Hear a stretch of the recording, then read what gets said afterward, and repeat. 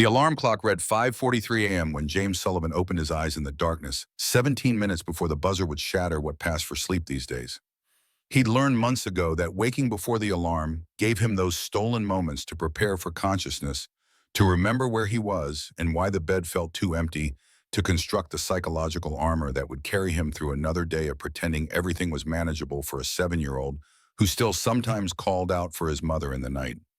He silenced the alarm before it could sound muscle memory, guiding his hand through pre-dawn blackness that filled the studio apartment like stagnant water.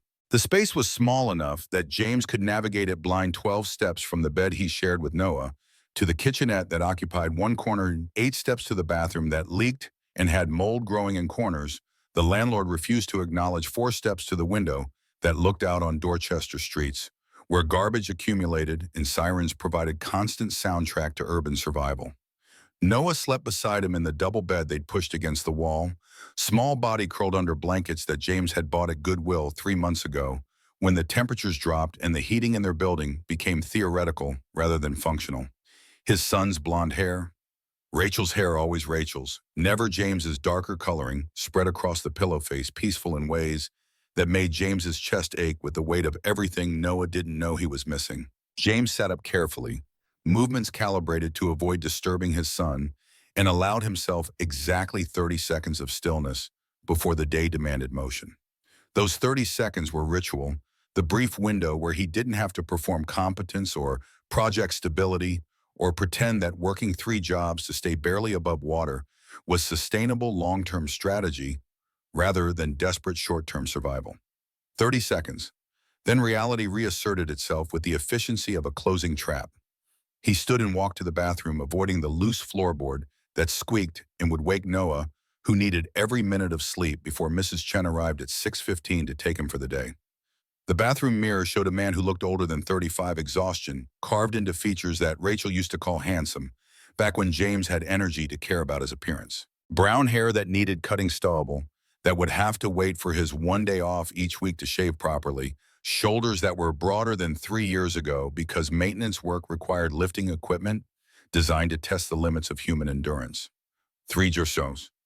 That was the mathematics of survival in Boston when you were a single father with a son who needed shoes every 3 months because children grew with the relentless inevitability of weeds pushing through concrete.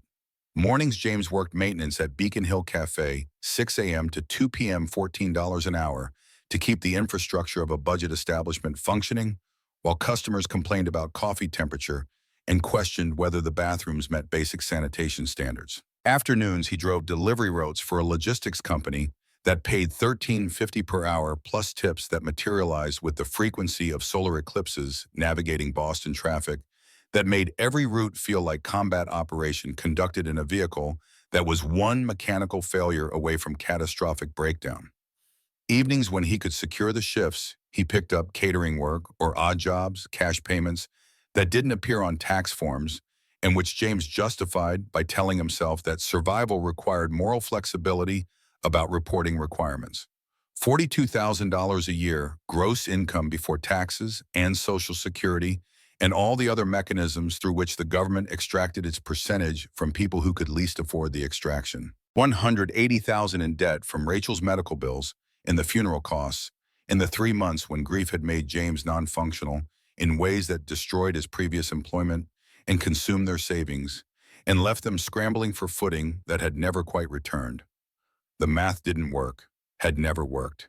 Every month was triage, deciding which bills could be delayed and which creditors would actually sue versus those who just sent threatening letters that James had learned to ignore with the practiced detachment of someone who understood that worry without actionable solution was just wasted emotional energy. But Noah had food and clothes and a roof over his head, and that was what mattered. That was the only calculation that actually counted when James woke at 5:43 a.m. and built his armor and prepared to spend another day making himself invisible to people who'd never had to choose between electricity and groceries. He dressed in the uniform that Beacon Hill Cafe provided, navy blue work pants that were fraying at the seams, matching button-up shirt with the cafe logo embroidered over the heart in thread that was fading to gray work boots that were supposed to last 6 months but which James had been stretching into their 14th month of service through careful applications of duct tape and willpower. The shirt was clean because James did laundry every Sunday night without fail in the building's basement machines that charged $2 per cycle and which broke down with enough regularity that he'd learned basic appliance repair through necessity rather than choice. The kitchenette was barely functional hot plate instead of stove because the landlord had removed the actual stove after the previous tenant had started a fire mini fridge that made sounds suggesting imminent mechanical death sink with faucet that dripped constantly and which had stained the basin with rust-colored mineral deposits that no amount of scrubbing could remove.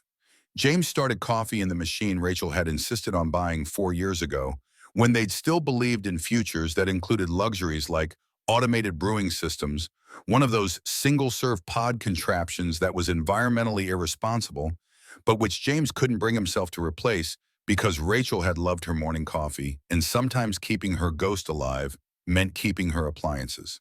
While the coffee brewed with the grinding mechanical sounds that probably violated noise ordinances, James checked his phone. 3 texts from his delivery company supervisor asking if he could add an extra route today because someone had called in sick and they needed coverage desperately enough to ask on a Sunday, which was technically James's one day off, except that days off were theoretical constructs when you were poor. He calculated quickly.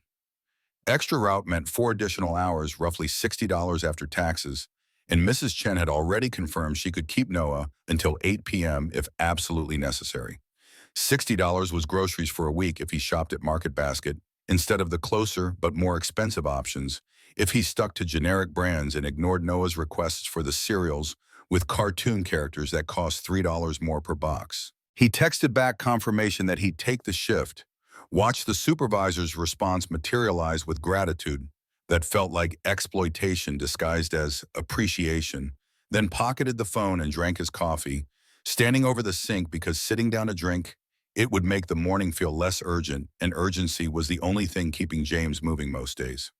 Through the window above the sink, Boston was transitioning from night to dawn, streetlights still glowing against sky that was shifting from black to deep blue, streaked with the orange pollution glow that characterized urban sunrise. In 6 hours, he'd be navigating those streets with packages that needed delivering to addresses that were never quite where GPS claimed they should be. In 14 hours, he'd collapse into this bed next to Noah and sleep until the alarm went off at 5:43 a.m., and the cycle repeated with the grinding inevitability of machinery that couldn't be stopped, only endured. Noah's bedroom door was just the curtain James had hung to create the illusion of privacy in a space that had none fabric decorated with dinosaurs that Noah had picked out himself 3 months ago, when James had let him choose from the clearance options at Target. James pulled the curtain aside quietly and looked at his son, sleeping small face, peaceful in ways that 7-year-olds deserved to be peaceful, unmarked by the anxieties that would come soon enough when childhood ended and reality asserted its demands. Rachel would have been better at this. The thought arrived with the familiar weight of all the thoughts James tried to suppress, but which surfaced anyway during vulnerable moments when his defenses were weakened by exhaustion. Rachel had been natural at parenting in ways that James had to learn through trial and error, and constant fear that he was damaging Noah through incompetence disguised as effort. She'd known instinctively when Noah needed comfort versus when he needed space, had understood how to translate 7-year-old emotional turmoil into language that made sense, had possessed patience that James had to manufacture through conscious effort. But Rachel was dead, had been dead for 3 years, had died on Route 93 when a drunk driver crossed the median and turned James's entire world into twisted metal and shattered glass, and the smell of antiseptic in the ICU and the sound of machines beeping their measured countdown to the moment when the beeping stopped, and doctors with sympathetic expressions explained that there was nothing more they could do, and would James like some time alone to say goodbye. He'd said goodbye, had held Rachel's hand while she died, had whispered promises he didn't know if he could keep about taking care of Noah and making sure their son remembered her, and not letting grief consume him so completely that Noah lost both parents instead of just one. Had made those promises while Rachel's hand went cold in his, and her chest stopped rising, and the machines delivered their final monotone announcement that life had ended, and James was alone with a 4-year-old who still asked when mommy was coming home. 3 years. It should have gotten easier by now, everyone said. Time heals all wounds, they said. Life goes on, they said. And James had smiled and nodded and lied about feeling better, while internally cataloging all the ways that grief didn't heal. It just changed shape, became something you carried instead of something that carried you, transformed from acute agony into chronic ache that colored everything without quite destroying anything. At 6:13 a.m., Mrs. Chen knocked 3 times in the pattern that meant everything was routine and safe. James opened the door to find his neighbor standing in the hallway wearing the quilted bathrobe she lived in during Boston winters, gray hair in curlers that she never seemed to remove, holding the thermal mug of tea she brought every morning, like talisman against the cold. Mrs. Chen was 71 years old, retired from teaching elementary school for the Boston public school system, living alone in the apartment next door since her husband had died 6 years ago from the cancer that had consumed him over 18 months of treatments that ultimately proved futile. She'd started watching Noah 2 years ago when James's previous childcare arrangement had fallen through, and he'd been desperate enough to knock on her door at 11 p.m. and beg for help with the kind of raw desperation that made pride irrelevant. She'd agreed to help temporarily, then temporary had become permanent. Then permanent had become family in the way that sometimes happened when geography and necessity aligned. Her voice carried the soft accent of someone who'd grown up speaking Cantonese before English words shaped by linguistic patterns that had never quite disappeared despite 60 years of American citizenship. "You look terrible, James. Are you sleeping?" James managed something approximating a smile. "Working. Same thing these days." "Not the same thing. Working is what you do during the day. Sleeping is what you do at night so you don't collapse from exhaustion and leave your son without a parent." She stepped inside with the practiced efficiency of someone who'd been doing this routine long enough to navigate his apartment blind. "When was the last time you had a full night's sleep?" "I'll sleep when they start paying me enough to afford it," Mrs. Chen made the disapproving sound that James had learned meant she wanted to argue but recognized the futility of arguing with economic realities that couldn't be changed through force of will alone. Instead, she moved toward Noah's sleeping area with the quiet competence of someone who'd spent 40 years waking children gently. James followed, watching as Mrs. Chen knelt beside the bed and touched Noah's shoulder with grandmother tenderness that made James's throat tighten. His son's eyes opened slowly, confusion transitioning to recognition, then to something that made James's chest ache. Noah's voice was sleep rough, but carried the hope that killed James a little bit every time he heard it. "Is today the day Mommy comes back?" The question arrived like clockwork, twice a week minimum, despite every gentle explanation James had offered about death, meaning permanent absence. 4-year-olds hadn't understood permanence. 7-year-olds understood it intellectually but rejected it emotionally. Kept hoping that maybe the adults were wrong about death being final, kept asking when the person who'd left was coming home. Mrs. Chen glanced at James with expression that mixed sympathy with concern that had become familiar over 2 years of shared mornings, then turned back to Noah with practiced deflection. "Today is Sunday, sweetheart. On Sundays we have pancakes for breakfast, and then we watch cartoons, and maybe we go to the park if it's warm enough. Remember you wanted to feed the ducks at the pond." The redirection worked because 7-year-olds could be diverted by routine and promises of favorite activities.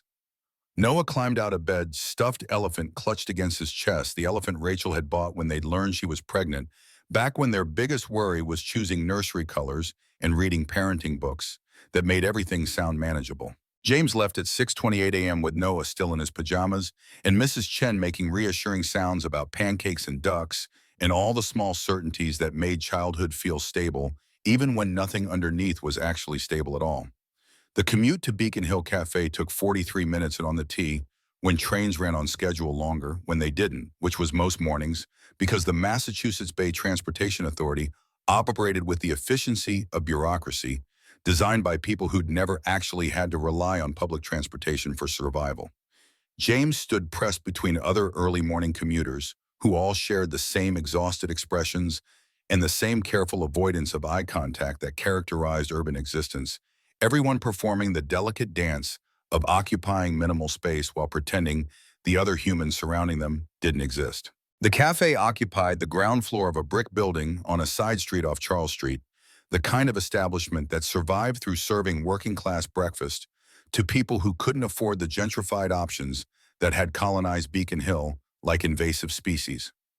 The building was old, probably historical by Boston standards, though nobody seemed interested in historical designation that would increase property taxes without increasing revenue.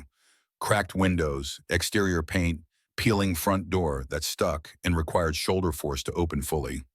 James entered through the employee entrance in the alley, the pathway designed to keep staff invisible to customers who shouldn't have to acknowledge the humans who maintain their morning routines. The employee area was in the basement space with flickering fluorescent lights that probably violated electrical codes and folding chairs that had seen better decades and a coffee machine that produced liquid tasting approximately like what James imagined motor oil would taste like if motor oil could be legally served to humans. His manager, Kevin, no wait. Kevin had quit 2 months ago. Robert. Robert Brennan was the new manager hired to increase profitability through mechanisms that primarily involve cutting costs and increasing expectations and making everyone miserable in service of margins that improve by fractions of percentage points. But Robert wasn't here yet. The cafe was still quiet, just the ambient sounds of old buildings settling and ancient heating systems clanking to life and the distant noise of Boston waking up around them. Diane Foster arrived at 5:52 a.m., cigarette smell, clinging to her uniform like accusation. She was 42, divorced, bitter about both the divorce and the circumstances that had led to it. Waitress at Beacon Hill Cafe for 8 years, which was 7 years longer than anyone should work anywhere that paid what this place paid. Her voice carried the rough edge of someone who smoked too much and slept too little. "You're here early." "Couldn't sleep." "Noah, okay. He's fine. Mrs. Chen's got him." Diane poured herself coffee from the machine that tasted like regret and leaned against the counter with the posture of someone who'd given up on good posture years ago. "Robert's been asking questions about you." "What kind of questions?" "The kind managers ask when they're building a case for firing someone." She took a sip, grimaced at the taste, but drank it anyway because caffeine was caffeine regardless of palatability. Something about waste, about giving away product. James kept his expression neutral because showing emotion around Diane was like showing weakness around sharks. It just encouraged predatory behavior. "I haven't been wasting anything." "That's not what I said. I said that's what Robert's saying." She studied him with eyes that missed very little, despite appearing perpetually half-closed from exhaustion. "You've been feeding that homeless woman who comes in, the one who sits in the corner. She's a customer. She pays in change and doesn't cover half her order. That's not a customer. That's charity we can't afford." James didn't respond because arguing with Diane was like arguing with economic systems technically possible, but ultimately futile because the fundamental structures remained unchanged regardless of how compelling your arguments were. Carlos Ruiz arrived at 6:04 a.m. and started the grill without speaking. Practiced movements of someone who'd been cooking breakfast in establishments exactly like this one for 30 years across 2 countries and 3 languages. He was 50, immigrant from El Salvador, who'd fled civil war in the 80s and who'd spent 3 decades building life in America that looked nothing like the life he'd imagined when he'd crossed the border with $200 and hoped that had proven more durable than the money. He and James had an understanding built on shared recognition that talking about their lives made the weight too real to carry. They worked in parallel, acknowledged each other's presence without requiring conversation, respected the silence that was sometimes the only gift people in their circumstances could offer each other. Robert Brennan arrived at 6:27 a.m., wearing suit that cost more than James made in 2 weeks, carrying a leather briefcase that probably cost more than James made in a month, projecting the kind of professional competence that came from MBA programs and management seminars, an absolute certainty that business success was just a matter of implementing correct systems with sufficient rigor. His voice carried forced enthusiasm that made James want to throw something heavy at him. "Morning, team. Let's make today count." The phrase landed like insult disguised as motivation. Making days count when you were earning $14 an hour and wondering whether you could keep the electricity on felt like being told to appreciate the view while drowning. James nodded and returned to prep work, filling sugar dispensers and checking coffee supplies, and performing the routine that he could execute without conscious thought after 2 years of identical mornings. At 6:34 a.m., the front door opened, and James looked up, out of habit ingrained from years of service work that required constant awareness of customer presence. The woman who entered looked like she'd materialized from a different era, from Depression-era photographs of migrants fleeing dust bowls from historical documentation of poverty that Americans like to believe existed only in past tense. She was late 30s or maybe 40, difficult to assess beneath the layers of exhaustion and neglect that covered her like second skin designed to repel human connection. Dark jacket that had probably been donated to Goodwill by someone who'd owned it 10 years ago. Fabric faded from its original color to something approaching gray cuffs frayed and showing the white threads underneath. Her hair hung unwashed around her face long enough that she could have pulled it back, but instead let it fall loose like curtain designed to hide rather than frame. Streaked with gray that might have been premature or might have been accurate depending on how hard her life had been and how long she'd been living it. She didn't make eye contact with anyone, didn't acknowledge the other early customers who were filtering in for their morning coffee and bagels and whatever small rituals sustained them through days that probably felt as heavy as James's own days felt. Just moved directly to the back corner table by the window that looked out onto the alley where dumpsters overflowed and homeless people sometimes slept, and the reality that Beacon Hill tried to hide from its wealthier residents was on full display. James had seen her before. She'd started appearing about 2 weeks ago. Always same time somewhere between 6:30 and 6:45. Always same table, always alone. Always carrying that quality of invisibility that homeless people developed when they'd been looked through often enough that they learned to facilitate the looking through by making themselves as unobtrusive as possible. Diane leaned against the counter and watched the woman sit down, voice low enough that customers wouldn't hear, but loud enough that James definitely would. She's back. Yeah. You going to serve her? That's generally how cafes work. Diane made a sound that might have been laugh or might have been expression of disgust, hard to distinguish between the two, with Diane who seemed to find most of existence worthy of disgust. She never pays full price.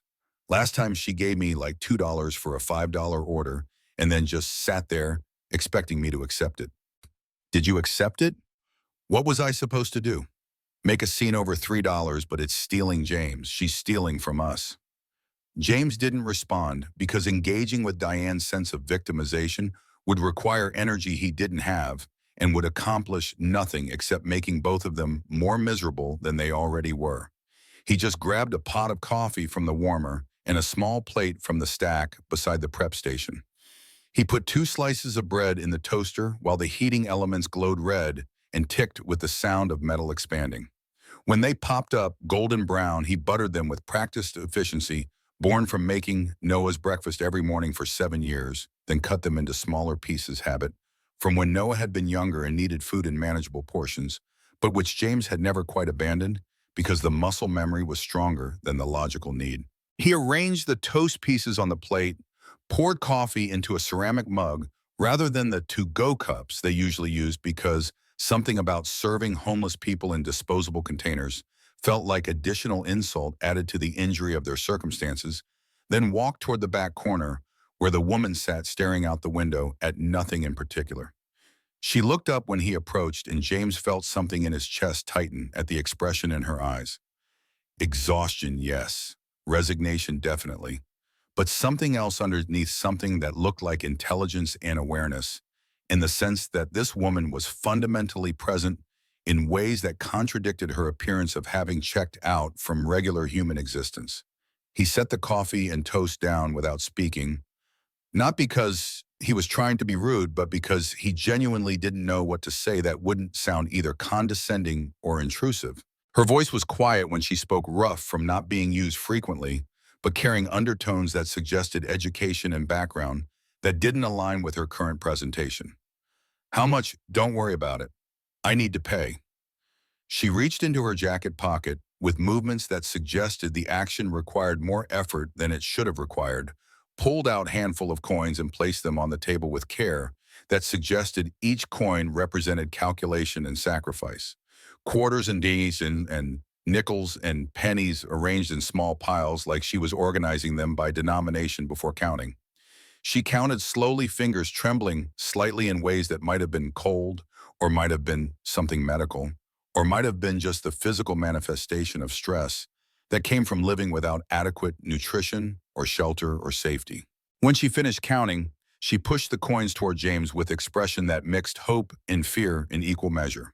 $1.87.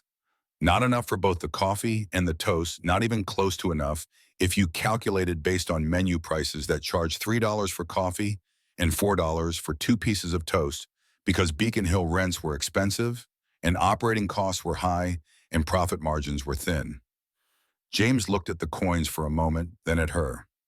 She was watching him with eyes that suggested she knew exactly how inadequate her payment was and was waiting for the rejection she'd probably experienced countless times before, waiting for him to tell her that her money wasn't enough and she needed to leave and she didn't belong in spaces where people with walls and futures gathered for their morning rituals. The words came out quiet, almost automatic. "It's fine." She blinked surprise, flickering across features that had probably forgotten how to register surprise. "What? It's fine, don't worry about the money." Her throat worked like she was trying to swallow around something sharp, trying to process this small act of acceptance that probably felt enormous when you lived in a world that constantly reinforced your worthlessness. She nodded once slowly, then looked down at the plate. James walked back to the counter where Diane was watching with expression that clearly communicated her opinion about his decision-making capabilities. Her voice dripped with the condescension that Diane had perfected over 8 years of service work that had ground her down into someone who resented kindness because kindness made her feel guilty about her own lack of kindness. "You know she's never going to pay full price, right?" James shrugged and poured himself coffee from the pot he'd used for the woman's cup. The coffee that was marginally better than what came out of the employee machine, but still tasted like it had been brewed with water that had passed through pipes installed when Kennedy was president. "She's not bothering anyone. She's bothering me, makes the place look bad." James took a sip of coffee that was too hot and tasted metallic but which contained caffeine, and caffeine was the only thing that mattered at 6:47 in the morning when you'd woken up at 5:43 and had 14 more hours of work ahead of you. "Then maybe stop looking at her." Diane made a sound of disgust but didn't continue the argument, just grabbed the coffee pot and went to refill customers who were actually paying full price and therefore deserved her attention. James turned back to look at the woman in the corner. She was drinking her coffee slowly, both hands wrapped around the mug, like she was trying to absorb its warmth through her palms. The toast sat untouched for a long moment before she finally picked up a piece and ate it with careful, deliberate movements that suggested eating might hurt or might be something she approached with caution after too many meals that hadn't stayed down. Something about the way she held herself, the way she occupied the chair, like she was trying to take up minimal space, the way she kept her eyes down and her shoulders curved inward, it all communicated a story James didn't know, but could recognize the outlines of. This was someone who'd learned to make herself small, who'd discovered that invisibility was survival strategy in a world that punished visibility. The morning shift proceeded with the grinding routine of breakfast service at a cafe that served people who couldn't afford better options. James worked the counter, made coffee, toasted bread, cleaned tables, performed all the small tasks that kept the establishment functioning while customers consumed their morning calories and complained about things that weren't worth complaining about, but which they complained about anyway because complaining was free and made them feel like they had some control over their circumstances. The woman stayed in her corner, didn't order anything else, didn't ask for refills, just sat there with her empty cup and her empty plate and her notebook that she pulled from her jacket pocket after she'd finished eating small, leather-bound thing that looked like it had survived decades of use and was barely holding together through determination rather than structural integrity. She wrote in the notebook for almost an hour, pen moving across pages in neat lines that James could see from the counter, even though he couldn't read the actual words. Her handwriting was precise despite her shaking hands, each letter formed carefully like she was trying to preserve something important that might otherwise be lost. At 8:47 a.m., she stood and walked toward the door without making eye contact with anyone. The coins she'd placed on the table remained there abandoned, like offering to gods who'd proven themselves indifferent. James walked over after she'd left and collected the coins $1.87 that he dropped into his own pocket, rather than the cash register, because putting it in the register would require explaining to Robert why he was accepting partial payment, and James didn't have energy for that conversation. Diane appeared beside him, voice carrying the judgment she seemed to specialize in delivering. "You're just encouraging her." encouraging her to what? Eat breakfast. Encouraging her to keep coming back, expecting free food. Good, I hope she does keep coming back. Diane stared at him like he'd announced he was planning to burn down the cafe for the insurance money. You're going to get yourself fired. Then I'll get fired. He walked away before Diane could continue, before she could explain all the reasons his choices were stupid and self-destructive and against his own interests, before she could articulate all the arguments he'd already had with himself in the hours when he couldn't sleep, and worried about exactly how many acts of compassion he could afford, before compassion cost him everything he'd been struggling to preserve. The pattern repeated itself with variations that were minimal but significant. Day 2. The woman arrived at 6:38 a.m. James brought her coffee and toast. She placed coins on the table this time, $2.14. James accepted it without comment. She ate slowly, wrote in her notebook, left without speaking. Day 3. Same time, same table. This time she only had $1.39. James brought her the food anyway. Diane made increasingly pointed comments about cafe policy and customer expectations and financial sustainability. James ignored her with practice that came from ignoring his creditor's letters. Day 4, the woman didn't come. James made the coffee and toast anyway, set it on her table, left it there even though the seat was empty. The coffee went cold. The toast got hard. He threw it away at the end of his shift, feeling oddly disappointed by her absence. Day 5. She was back, looked thinner than before if that was possible. Jacket hanging looser on frame, that suggested she wasn't eating regularly outside of whatever she managed at the cafe. She had 87 cents this time. James brought her eggs along with the coffee and toast, used his own money to pay for the eggs, told himself this was sustainable when he knew it absolutely wasn't. Carlos watched him do it, and after the woman left, pulled James aside in the kitchen where Diane couldn't hear. His voice was quiet, accented with the Spanish he'd spoken first and longer than English. You know she's homeless. Yes. I figured. So why you doing this, feeding her? James leaned against the prep counter, suddenly exhausted in ways that had nothing to do with the early hour and everything to do with trying to explain motivations he didn't fully understand himself. Because everyone's got to eat, Carlos. And if we're throwing away food at the end of every shift anyway, what's the harm in making sure someone who needs it gets it while it's still fresh? Carlos studied him with eyes that had seen enough hardship to recognize genuine compassion versus performative charity. You got a good heart, James, but good hearts don't pay rent. You be careful. I'm always careful. No, you're not. That's your problem. On day 7, she spoke to him for the first time beyond questions about price. James had brought her the usual coffee and toast, was turning to walk back to the counter when her voice stopped him. Thank you. He turned back. She was looking at him directly for the first time, really meeting his eyes instead of keeping her gaze down or away or focused on anything except human faces. You're welcome. I mean it. Thank you for... She paused, searching for words. For not making me feel like I'm asking for something I don't deserve. James didn't know how to respond to that, so he just nodded and walked away. But the words stayed with him for the rest of his shift and into the afternoon delivery route, and through the evening when he picked up Noah from Mrs. Chen's and made dinner that was just boxed mac and cheese, because he was too tired to cook anything more complicated. Noah asked him while they ate at the small table that served as their dining area and work surface, and everything else they needed a table for his 7-year-old voice carrying the curiosity that hadn't yet been beaten down by reality. Dad, why do you look sad? I'm not sad, buddy, just tired. Mrs. Chen says tired and sad look the same sometimes. Mrs. Chen's very wise. So which one are you?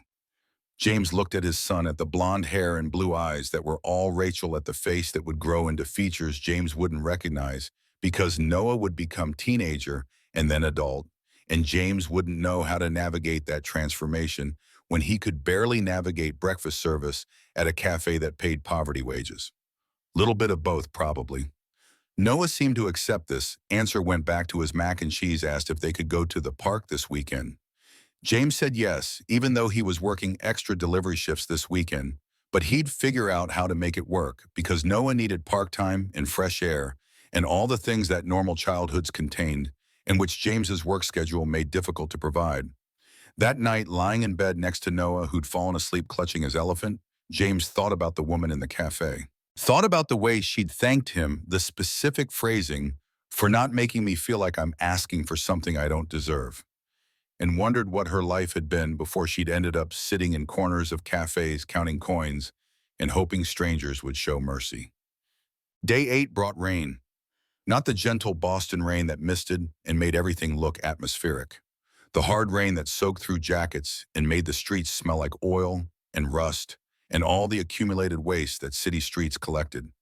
The kind of rain that made being homeless a particular kind of hell that James tried not to think about too hard because thinking about it made him want to do things he couldn't afford to do. The woman arrived at 6:41 a.m. absolutely drenched. Jacket dark with watered her hair plastered to her face in wet strings, boots squelching with each step as she walked to her table. She sat down without taking off the jacket, didn't even attempt to dry off, just sat there shivering with full-body tremors that suggested her internal temperature regulation had given up pretending to function properly. James brought over the coffee and toast, steam rising from both in the cool air of the cafe. When he set the plate down, he noticed her hands were shaking badly. Not just the cold shivering he'd seen before, but deeper tremors that made her fingers move without her permission. She tried to pick up the butter knife to spread the butter on the toast, but her hand wouldn't cooperate. The knife clattered onto the table with sound that seemed too loud in the morning quiet metal against wood, like small announcement of failure. She stared down at her hands like they'd betrayed her, like they belonged to someone else, and she couldn't understand why they wouldn't obey simple commands. Frustration flickered across her features, quickly replaced by resignation that looked like it had been practiced too many times. James looked at her, really looked at her past the exterior presentation to whatever was underneath, and saw exhaustion so profound it had become physiological condition rather than just temporary state. How long had she been living like this? How long could human bodies survive on insufficient food and inadequate shelter and constant exposure before systems started failing in irreversible ways? Without asking permission or making any kind of announcement about his intentions, James picked up the knife. He cut the toast into smaller pieces with methodical precision, buttered each piece, carefully arranged them back on the plate in neat rows. Then he set the knife down and slid the plate toward her. She looked up at him, and her eyes were wet. He couldn't tell if it was rain or tears, or both, couldn't distinguish between the water that had come from sky and the water that had come from wherever tears originated in bodies that were breaking down. "Thank you." Her voice came out steady despite everything else that was shaking. It surprised him again, that steadiness. He kept expecting her to sound broken, to sound defeated, to sound like someone who'd given up. But she didn't. She sounded like someone who used to command rooms and make decisions and speak with authority that people respected. "You're welcome." She picked up a piece of toast and ate it, slowly chewing carefully, like the act of eating required concentration and deliberation. James wondered about her teeth, whether they hurt, whether that was why she ate so carefully. Or maybe she was just that hungry, approaching food with the caution that came from bodies that had been starved enough that eating became complicated process rather than simple pleasure. After she'd eaten 3 pieces, she spoke again. "What's your name?" The question caught him off guard because they had been doing this routine for over a week, and she'd never asked, had seemed content to let him remain nameless server in the background of her morning. "James." "I'm Catherine." The name surprised him. It sounded formal, dignified, like name for someone who attended charity galas and served on nonprofit boards, and had family histories that included summer homes and generational wealth. It didn't sound like name for someone who sat in cafe corners counting pennies. "Nice to meet you, Catherine." "You too." She went back to eating, and James went back to work, but something had shifted. She had a name now. She wasn't just homeless woman who came in for coffee. She was Catherine, and Catherine was person with history and identity and all the complexity that came with being human rather than just being problem to be managed or ignored. Over the next week, the pattern continued to evolve in ways that felt both inevitable and surprising. Catherine started arriving earlier, 6:28 once, as early as 6:19, before the cafe had technically opened for customers. James started making her coffee before she arrived, having it ready. When she walked through the door, small gesture that saved her the awkwardness of having to wait and wonder whether she'd be served. She started talking more. Small things, fragments of conversation delivered during the brief moments when James brought her food, or refilled her coffee, or cleared her plate. How old is your son? 7. What's he like? Smart, funny, asks too many questions. That's a good quality in a child. Not at 6 in the morning when you haven't had coffee yet. She smiled at that actual smile that reached her eyes and transformed her face from exhausted to something approaching alive. Other mornings she asked different questions. Do you like working here? It pays the bills, mostly. What would you rather be doing? The question made James pause because he'd stopped thinking about rather a long time ago, had accepted necessary as the only category that mattered when you were surviving rather than living. I used to want to be a chef, thought I'd open my own restaurant someday. What kind of restaurant? Nothing fancy, just good food that people would remember. The kind of place where families could afford to celebrate birthdays and anniversaries without taking out loans. Catherine nodded slowly like she was processing this information and finding it significant. Why did you stop wanting that? I didn't stop wanting it. I just stopped thinking it was achievable. What changed? James thought about Rachel dying, about funeral costs and medical debt, and suddenly being single father who couldn't afford to take risks because risks required safety net he didn't have. Life got complicated. It usually does. They fell into silence after that, but it wasn't uncomfortable silence. It was the silence of two people who understood that sometimes the most honest answer was admitting that circumstances had foreclosed on dreams, and you were just trying to survive the foreclosure without losing everything else in the process. On day 15, Catherine asked him the question that would stay with James long after everything else had ended. Do you have family besides your son? No, it's just us now. His mother. James felt the familiar tightening in his chest, the physical manifestation of grief that hadn't diminished in 3 years, just changed texture. She died, car accident, 3 years ago. I'm sorry. Yeah, me too. Catherine looked at him for a long moment, and James saw something in her expression that looked like recognition, like she'd identified in him the same kind of damage she was carrying herself. Do you ever think about starting over? Starting over how? Just starting over. Different life, different circumstances, different possibilities. James laughed, but it was hollow sound without any real humor behind it. I think about it sometimes, but thinking about it doesn't change the fact that I've got a son who needs stability and bills that need paying and debt that isn't going anywhere regardless of how much I think about alternative universes where my wife didn't die and I'm not working 3 jobs just to stay above water. But if you could, if money and time and obligation weren't factors, would you want to start over? The question felt weighted with importance that James didn't fully understand, like his answer mattered in ways that extended beyond casual conversation between stranger and service worker. He thought about it seriously, gave her the respect of actual consideration instead of dismissive response. Yeah, I think I would. Catherine smiled, and it was the first genuine smile he'd seen from her, the kind that suggested something inside her had cracked open enough to let light through. Good, hold on to that. Why? She didn't answer, just went back to her coffee and her notebook, leaving James to wonder what she'd been asking and why his answer had seemed to satisfy something she'd been looking for. Day 18 brought Noah to the cafe. The babysitter, Mrs. Chen, reliable as sunrise until the morning she called at 5:47 a.m. with voice that sounded like death warmed over, apologized profusely while explaining that she'd caught some kind of stomach flu and absolutely could not watch Noah today, was so sorry. Hope James understood. James understood, but understanding didn't solve the problem of what to do with 7-year-old at 6 a.m. when you had to be at work by 6 and couldn't afford to miss shift, because missing shifts meant not getting paid, and not getting paid meant not eating. He brought Noah to the cafe.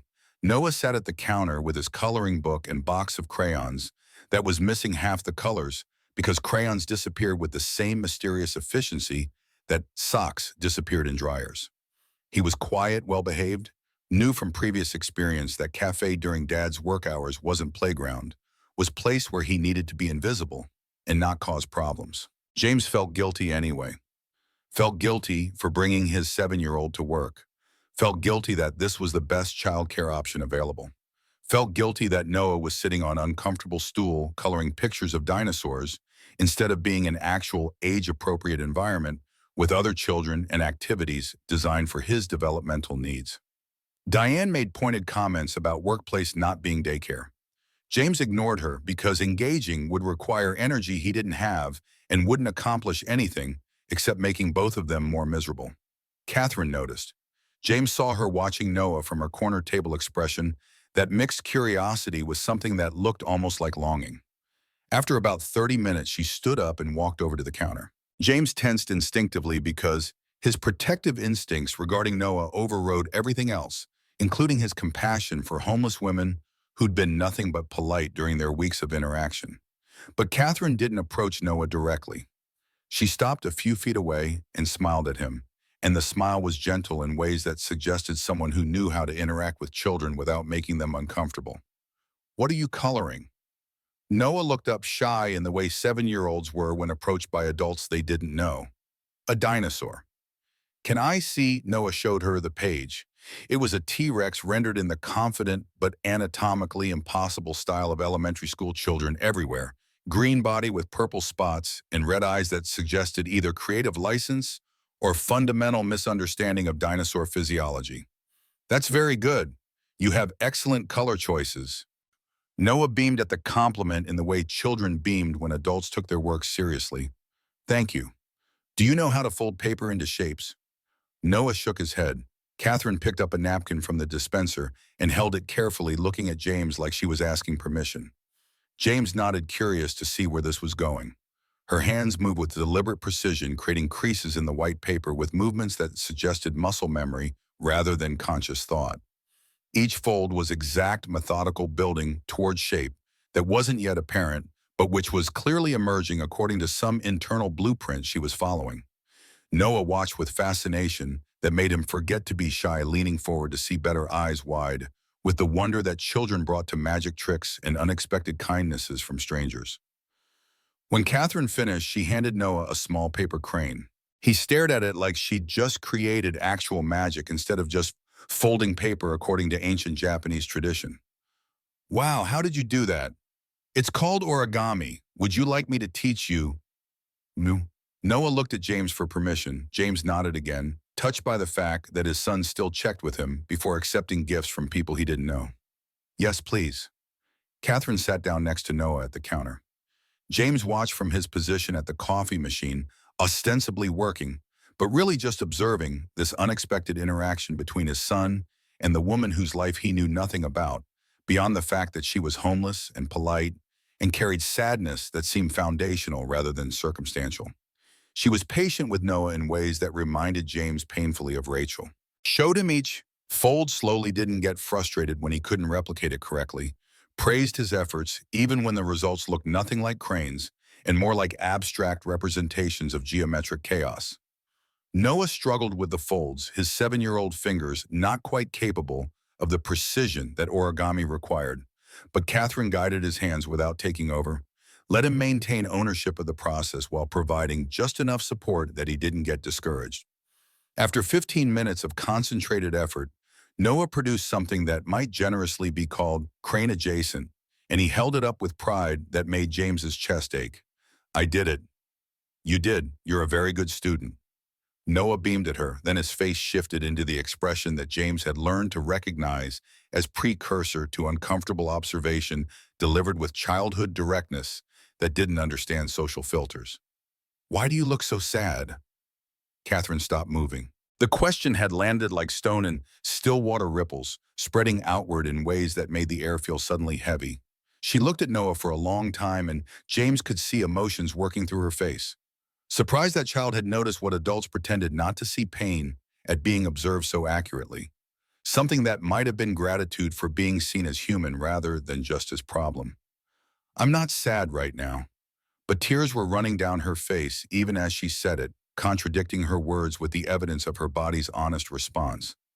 Noah's eyes went wide with concern that was pure and uncomplicated in ways that only children could manage. "Are you okay?" She smiled through the tears. "Yes, sweetheart. I'm okay. Thank you for asking." James walked over protective instinct, overriding his desire to let this interaction continue organically. "Noah, why don't you go finish your dinosaur?" Noah looked between his father and Catherine, processing something he didn't quite understand, then nodded. and returned to his coloring book with backward glances that suggested he was still worried about the crying lady. James looked at Catherine.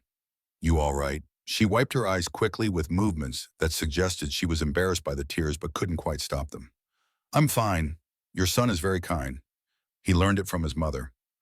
She must have been wonderful. She was. There was a moment of silence that felt weighted with all the things neither of them knew how to articulate, all the shared understanding of loss and grief and trying to navigate world after person who'd defined your world had left it. Catherine stood up, composure rebuilding itself piece by piece. Thank you for letting me teach him. It's been a long time since I... She stopped, didn't finish the sentence. Whatever she'd been going to say remained unspoken, locked behind whatever walls she'd built to protect herself from her own history. Thank you. She walked back to her table and sat down, staring out the window at the alley like it contained answers to questions she hadn't asked yet. James watched her for a moment, then returned to work. But something fundamental had shifted. This wasn't just homeless woman he fed out of basic human decency anymore. This was Catherine person with history and complexity and the kind of grief that recognized his own grief person who could teach origami to 7-year-olds and cry while claiming she wasn't sad, and who looked at Noah like he represented something precious she'd lost and could never recover. He wondered what her story was, and he wondered if asking would be kindness or violation of whatever privacy she'd managed to preserve while living without literal privacy in way that homelessness destroyed it. The conversations deepened over the following days. Day 21, Catherine asked about his dream of owning a restaurant. Really asked not just polite conversation, but genuine interest in the specifics. What kind of food would you serve? James thought about it while he refilled the sugar dispensers, letting himself imagine for the first time in years what his hypothetical restaurant would actually look like if it existed outside his abandoned fantasies. Comfort food mostly, the kind of stuff people's grandmothers used to make before everyone got too busy to cook. Pot roast lasagna chicken and dumplings. Nothing fancy, just good food that makes you feel like someone cares about whether you're fed properly. That sounds wonderful. It's never going to happen. Why not?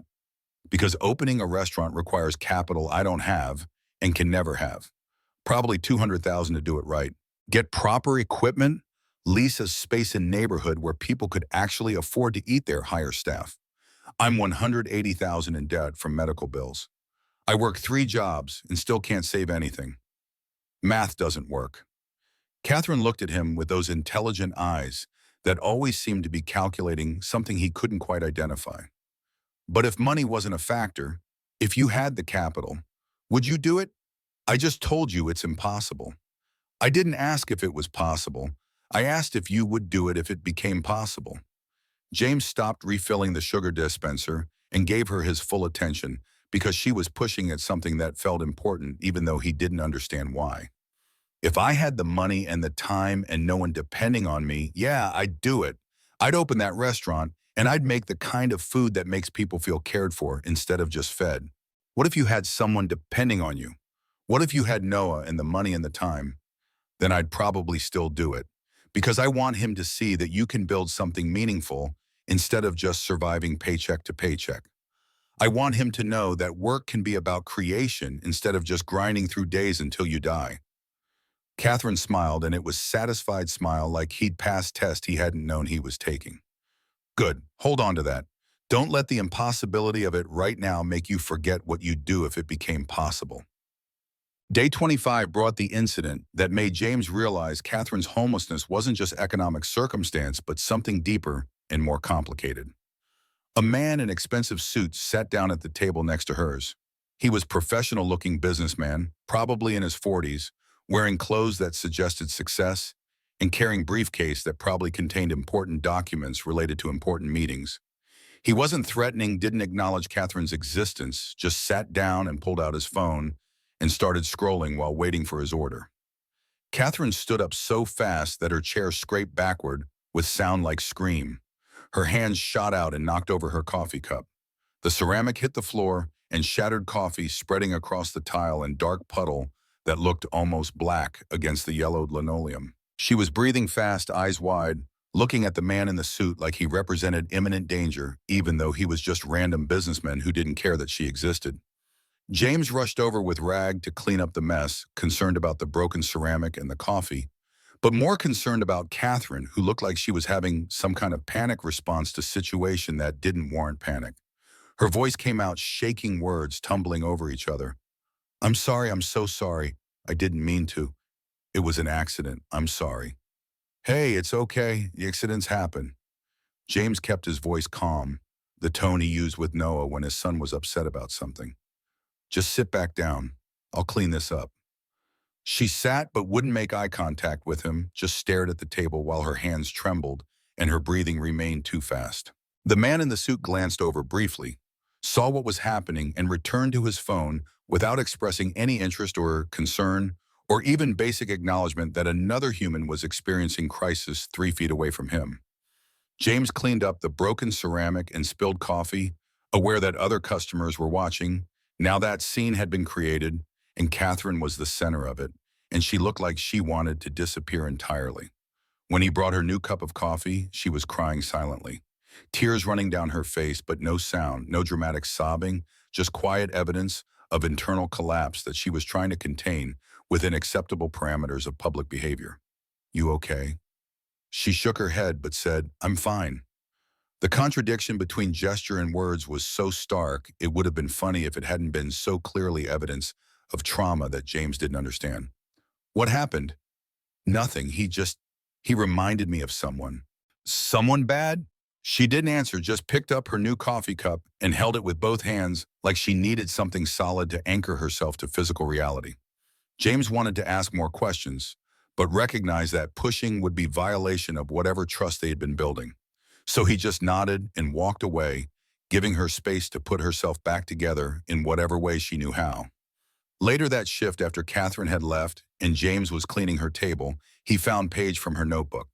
It had been torn out and crumpled and then partially smoothed, like she'd discarded it and then changed her mind, but hadn't quite succeeded in either discarding or preserving it.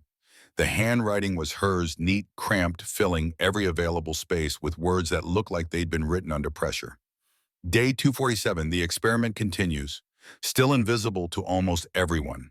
The chef asked if I was okay today after I panicked. First time in 8 months someone has asked that question and meant it. I almost told him everything. Almost ended this entire thing right there. But I didn't, because I need to know if the kindness is real or if it's performance. I need to know if people can still see each other when there's nothing to gain from seeing. James stared at the page for a long time, trying to understand what he was reading. Experiment. Day 247, chef, that was him, she was talking about him. But experiment in what? What was she testing and why? He folded the page and put it in his pocket, didn't throw it away because it felt wrong to throw away something that was clearly important, even though he didn't understand its importance. That night, lying in bed next to Noah, James pulled out the page and read it again. Tried to make sense of the words and failed. Experiment. Invisible. 8 months. How long had Catherine been homeless? How long had she been doing whatever this experiment was? And what did it mean that she was testing whether his kindness was real versus performance? He fell asleep still thinking about it, dreams mixing memory with speculation. Rachel's face blending with Catherine's face, blending with the faces of all the people James had failed to help because helping cost more than he could afford. Day 28 brought the question that would haunt James for the rest of his life. Catherine asked it while he was clearing her table, casual in delivery, but carrying weight that made the air feel suddenly heavy. Do you ever think about kindness, about whether it's worth anything? James stopped wiping the table and looked at her. What do you mean? I mean, do you ever calculate the cost before you help someone? Do you weigh what you're giving against it, what you might get back? James thought about it honestly because she'd asked honestly and deserved honest answer. I guess I don't think about it much. I just do what feels right. That's what I thought. She looked at him with expression that mixed sadness with something that might have been admiration. Most people calculate. They do math before they do good. They weigh the cost and the benefit, and they decide whether helping is worth the investment. She paused, seemed to be building towards something important. You don't do that. You just see people who need help, and you help them. Like it's the most natural thing in the world. Like kindness doesn't require justification or cost-benefit analysis. James didn't know how to respond, so he just kept wiping the table, uncomfortable with being observed so closely and accurately. Catherine continued, "Do you know how rare that is? How rare it is to meet someone who helps without calculating. I'm not that special. I'm just trying to get through the day without being cruel. That's exactly what makes you special. You think not being cruel is baseline expectation instead of aspirational goal." Then she coughed. It wasn't normal. Cough wasn't the kind of throat-clearing cough that everyone did occasionally. It was deep, wet cough that shook her entire frame and sounded like it originated somewhere in her lungs where fluid had accumulated and was trying to escape. She doubled over with the force of it, hand pressed to her chest, face going pale in ways that suggested this wasn't first time this had happened and wasn't going to be last time either. James moved toward her instinctively. "You okay?" She waved him off with her free hand still coughing, trying to catch breath that seemed to have abandoned her. I'm fine." But she wasn't fine.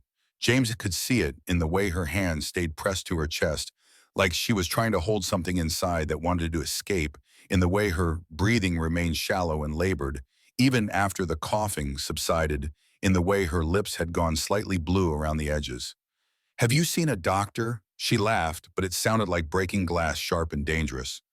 "Doctors cost money I don't have. There are free clinics, community health centers. I can give you addresses." "I'm fine, James." It was first time she'd used his name, and the intimacy of it stopped him mid-sentence. She'd been coming to the cafe for almost a month, and this was first time she'd acknowledged knowing his name. First time she'd crossed the distance between stranger and person who knew enough about him to use his name as address. "How long have you been coughing like that?" "A while." "That's not an answer." "It's the only answer I'm going to give you." They stared at each other for a moment, James wanting to push, wanting to insist she get medical attention, wanting to do something that would fix whatever was clearly wrong. But he recognized the stubborn set of her jaw, the defensive posture that said she'd shut down completely if he pushed harder. "What is your last one, Catherine?" The question surprised her. "Why, Tramu? Because I've been serving you coffee for a month and I don't even know your full name." She hesitated for so long that James thought she wasn't going to answer. "Then Winters? Catherine Elizabeth Winters." The name sounded formal, dignified, like it belonged on letterhead or building plaques, or the kind of legal documents that wealthy people signed when transferring assets and establishing trusts. It sounded nothing like name that should belong to woman who sat in cafe corners counting pennies. "It's nice to know you properly, Catherine Elizabeth Winters." She smiled, but it was sad smile, the kind that suggested she knew something he didn't and wasn't sure whether knowing would help him or hurt him. "You too, James Sullivan." The warning came during afternoon cleanup on day 31, delivered with the administrative precision that Robert Brennan had perfected through MBA coursework and corporate training seminars that taught managers how to terminate employees without exposing the company to liability. Robert pulled James aside in the kitchen, where the dishwasher hummed and steam rose from industrial sink that Carlos was using to scrub pans that had accumulated breakfast grease. His voice carried the forced casualness of someone delivering prepared speech rather than spontaneous conversation. "We need to discuss your performance." James kept wiping down the prep counter, not because it needed additional cleaning, but because looking at Robert directly would make this conversation feel more real than James wanted it to feel. "What about it?" "I've been reviewing our inventory reports. We're experiencing product loss that exceeds acceptable variance." "Meaning what?" "Meaning food is disappearing without corresponding revenue." Robert leaned against the counter with posture that suggested he'd rehearsed this positioning, arms crossed in ways that management books probably described as projecting authority. "Specifically coffee and toast. Every morning for the past month." James set down the rag and finally looked at Robert directly.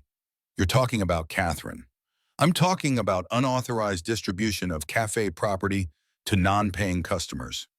"She pays what she can." "Partial payment isn't payment. It's charity we can't afford to provide." Robert's expression didn't change, but something in his voice hardened. "I'm giving you official warning. Stop giving away product or face disciplinary action up to and including termination." "She's hungry. I'm feeding her." "That's not complicated. It's theft from the business." It's compassion for another human being. Robert straightened, clearly frustrated that James wasn't responding to the warning with appropriate deference and concern. This isn't debate about philosophy. This is workplace policy. You either comply or you face consequences. Carlos had stopped washing dishes, was listening without pretending not to listen. His expression unreadable, but his attention fully focused on the conversation happening 3 feet away. James felt something cold settle in his chest, the recognition that this confrontation had been inevitable from the moment he'd first brought Catherine coffee without charging full price. What kind of consequences? The kind that involve you looking for new employment, for feeding someone who's starving, for violating cafe policy repeatedly despite being told it's unacceptable. Robert pulled out his phone and showed James a screen displaying inventory spreadsheets with numbers highlighted in red. We've lost approximately $90 in product over the past month. That's $90 in profit that should have gone to keeping this establishment operational. Instead, it went to enabling someone who should be seeking assistance from appropriate social services. Appropriate social services that don't exist or don't have capacity or require paperwork that homeless people can't provide because they don't have addresses or identification or any of the bureaucratic requirements that make accessing help impossible. That's not our problem to solve. James stared at Robert and saw a man who'd never had to make impossible choices, who'd never understood that sometimes the difference between surviving and not surviving is whether strangers showed basic human decency. It's not your problem because you've never been the person who needed help. This conversation is over. Stop giving away product or you're fired. Those are your options. Robert walked away and James stood in the kitchen feeling the weight of the choice settling onto shoulders that were already carrying more weight than they could sustain. Carlos resumed washing dishes but spoke quietly without looking at James. You gonna do what he says? I don't know. You know what happens if you don't? Yeah, I know. That night, James lay awake next to Noah trying to calculate mathematics that didn't have solutions that worked. Stop feeding Catherine meant keeping his job, which meant keeping the apartment, which meant Noah had stability and food and all the things children needed. But it also meant becoming the kind of person who looked at someone who was starving and decided that his own comfort mattered more than her survival. Continue feeding Catherine meant losing his job, which meant losing the apartment, which meant he and Noah would be the ones sleeping in parks and depending on strangers for coffee, and the whole cycle would perpetuate, except now Noah would be suffering because of James's choices. There was no right answer.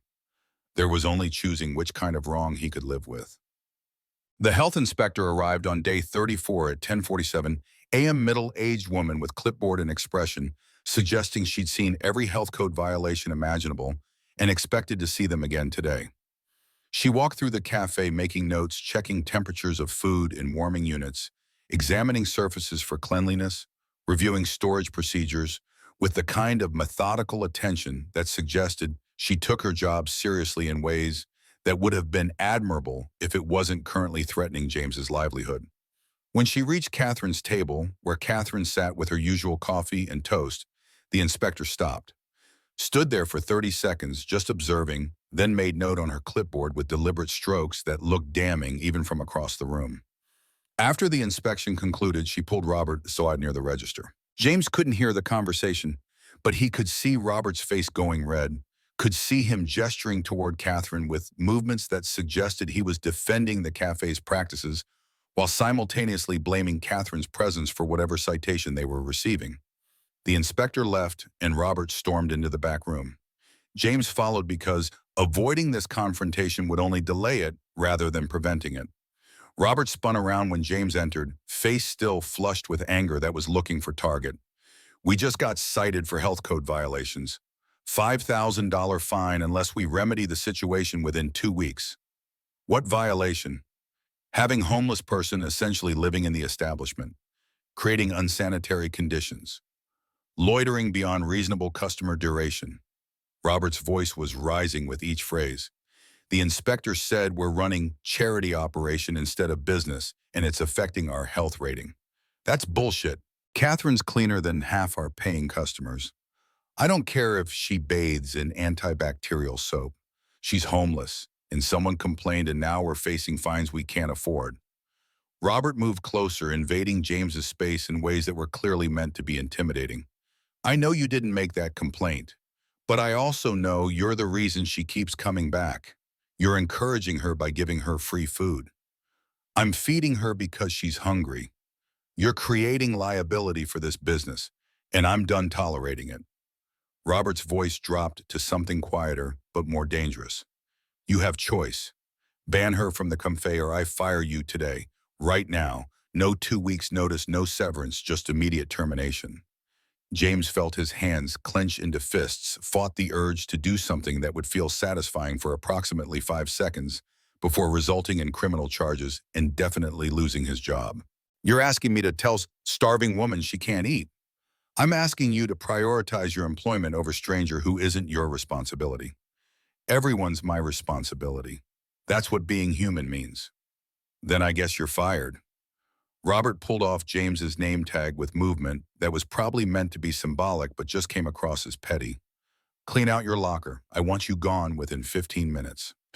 James walked to Catherine's table, feeling like he was moving through water, everything slow and heavy and wrong. She looked up when he approached, saw his expression, and her face shifted into something that looked like understanding mixed with resignation. They fired you. Not yet, but they will if I keep serving you. James sat down across from her, not caring that customers were watching, not caring that Robert was probably timing his departure. So here's what's going to happen. I'm going to leave here, and I'm going to go to Boston Common. There's a bench near the frog pond on the northwest side. I'll be there at 7:15 every morning with coffee and food. You meet me there. Catherine's eyes filled with tears. You can't do that. You need this job. I need to be able to look at my son and tell him his father chose being kind over being comfortable. James, you're going to lose everything. Then I'll lose everything. But at least I'll lose it because I chose to help someone instead of because I chose to look away. He pulled a piece of paper from his pocket and wrote the address. 7:15, every morning. I'll be there. She took the paper with hands that were shaking harder than usual. Why? Because you asked me if kindness was worth anything. And I think the answer is yes, even when it costs everything. James went back to the kitchen where Robert was waiting with the expression that mixed triumph with something that might have been discomfort at having successfully forced employee into impossible position. I assume you've made your decision. Yeah, I quit. James pulled off his apron and dropped it on the prep counter. I won't work for someone who thinks feeding hungry people is worth firing staff over. You're making a mistake. Maybe, but it's my mistake to make. Robert's expression shifted to something more calculating. You know, I'll tell the next employer who calls for reference that you were terminated for violating company policy. Do whatever makes you feel powerful. James cleaned out his locker in 12 minutes, didn't own much that he kept at work, just spare shirt and deodorant, and photograph of Noah that he kept taped inside the door. Carlos appeared as James was leaving, pressed $50 into his hand without saying anything, just looked at him with eyes that had seen enough hardship to recognize when someone was making choice that would cost them dearly. Thanks, Carlos. You're good man, James. Stupid, but good. I'll take that. Outside the cafe, James stood on Charles Street and felt the full weight of what he'd just done settle onto him.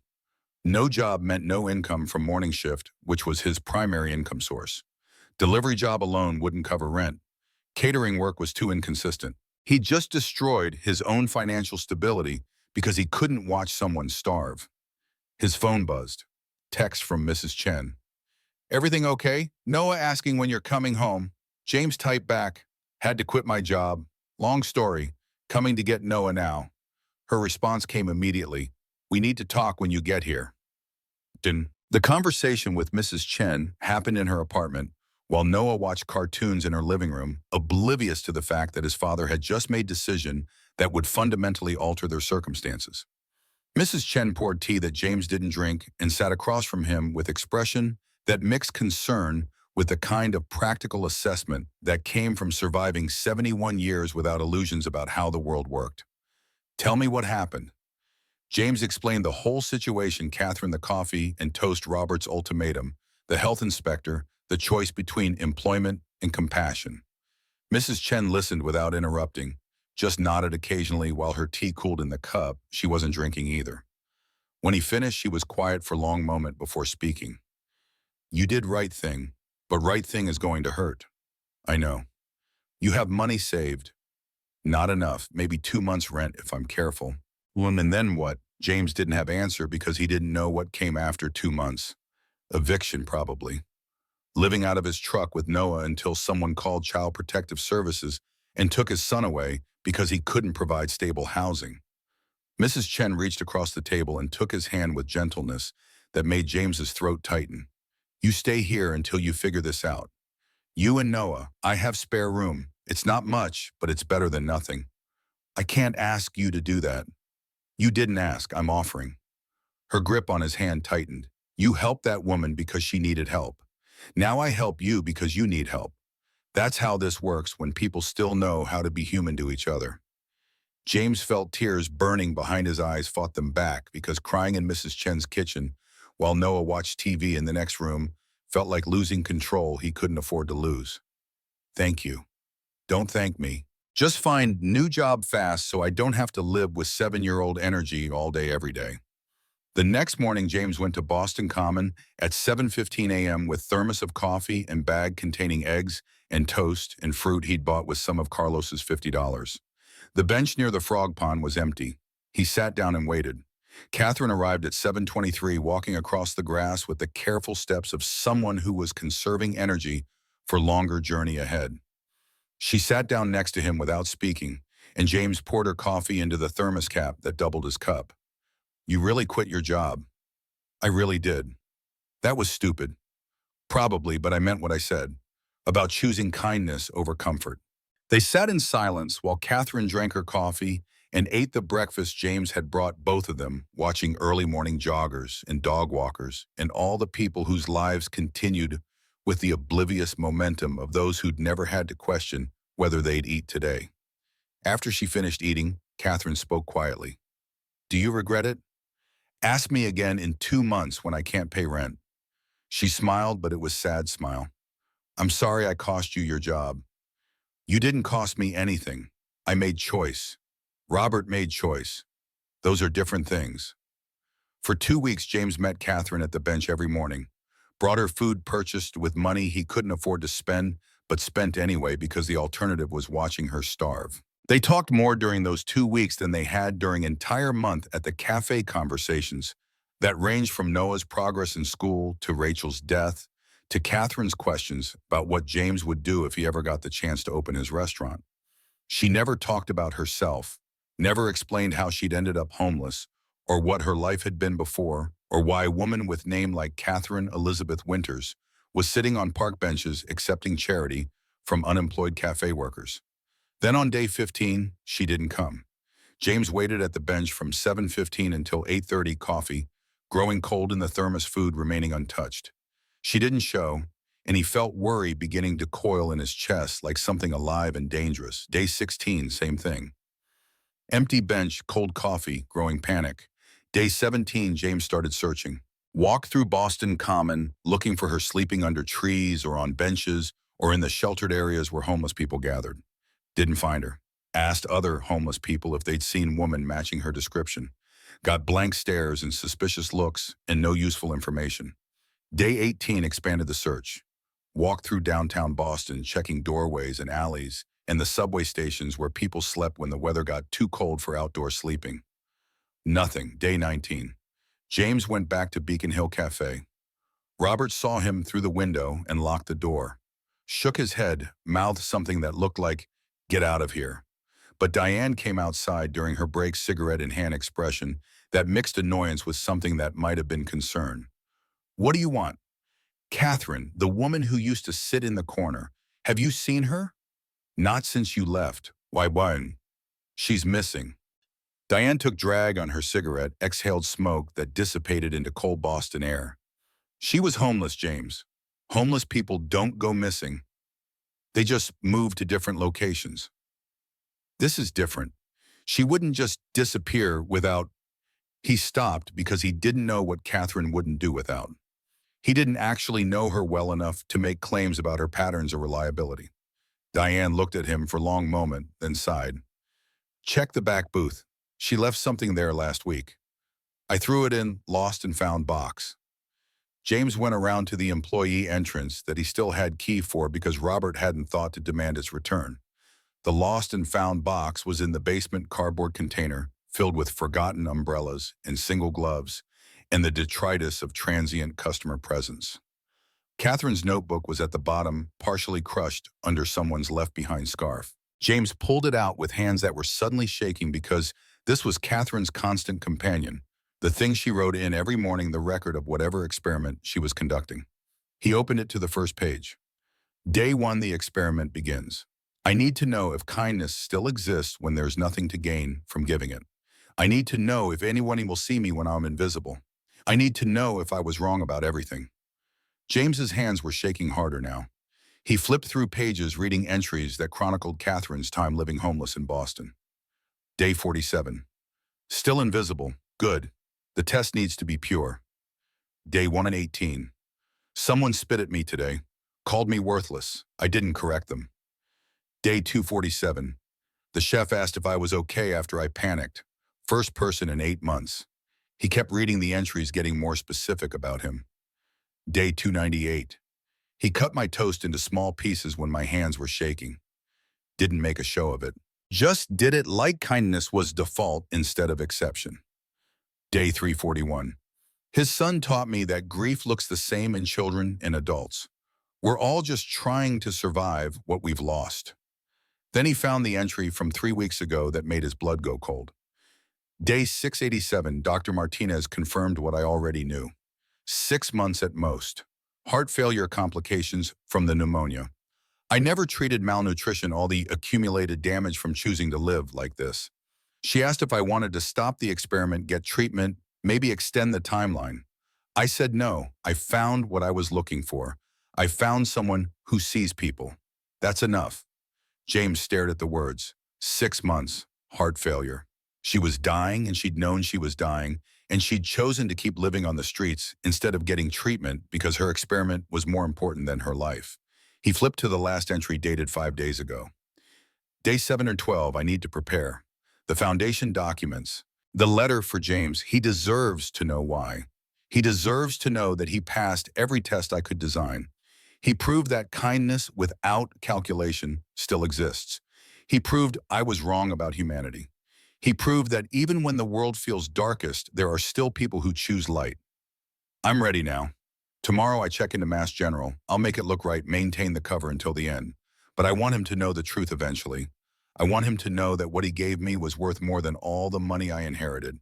He gave me hope, and hope is what I needed most. Mass General. She checked into the hospital 5 days ago. James ran. Massachusetts General Hospital rose from the Charles River waterfront like monument to medical achievement, and institutional bureaucracy buildings connected by corridors that formed labyrinth designed to confuse anyone who wasn't staff.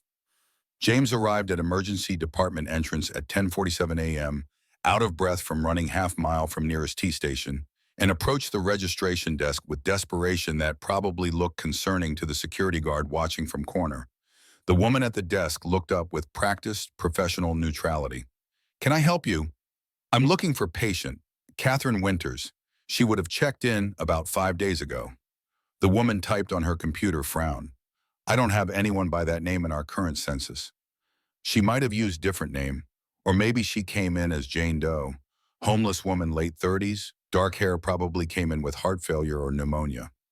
More typing, more frowning. "I'm sorry, I'm not finding anyone matching that description in emergency admits."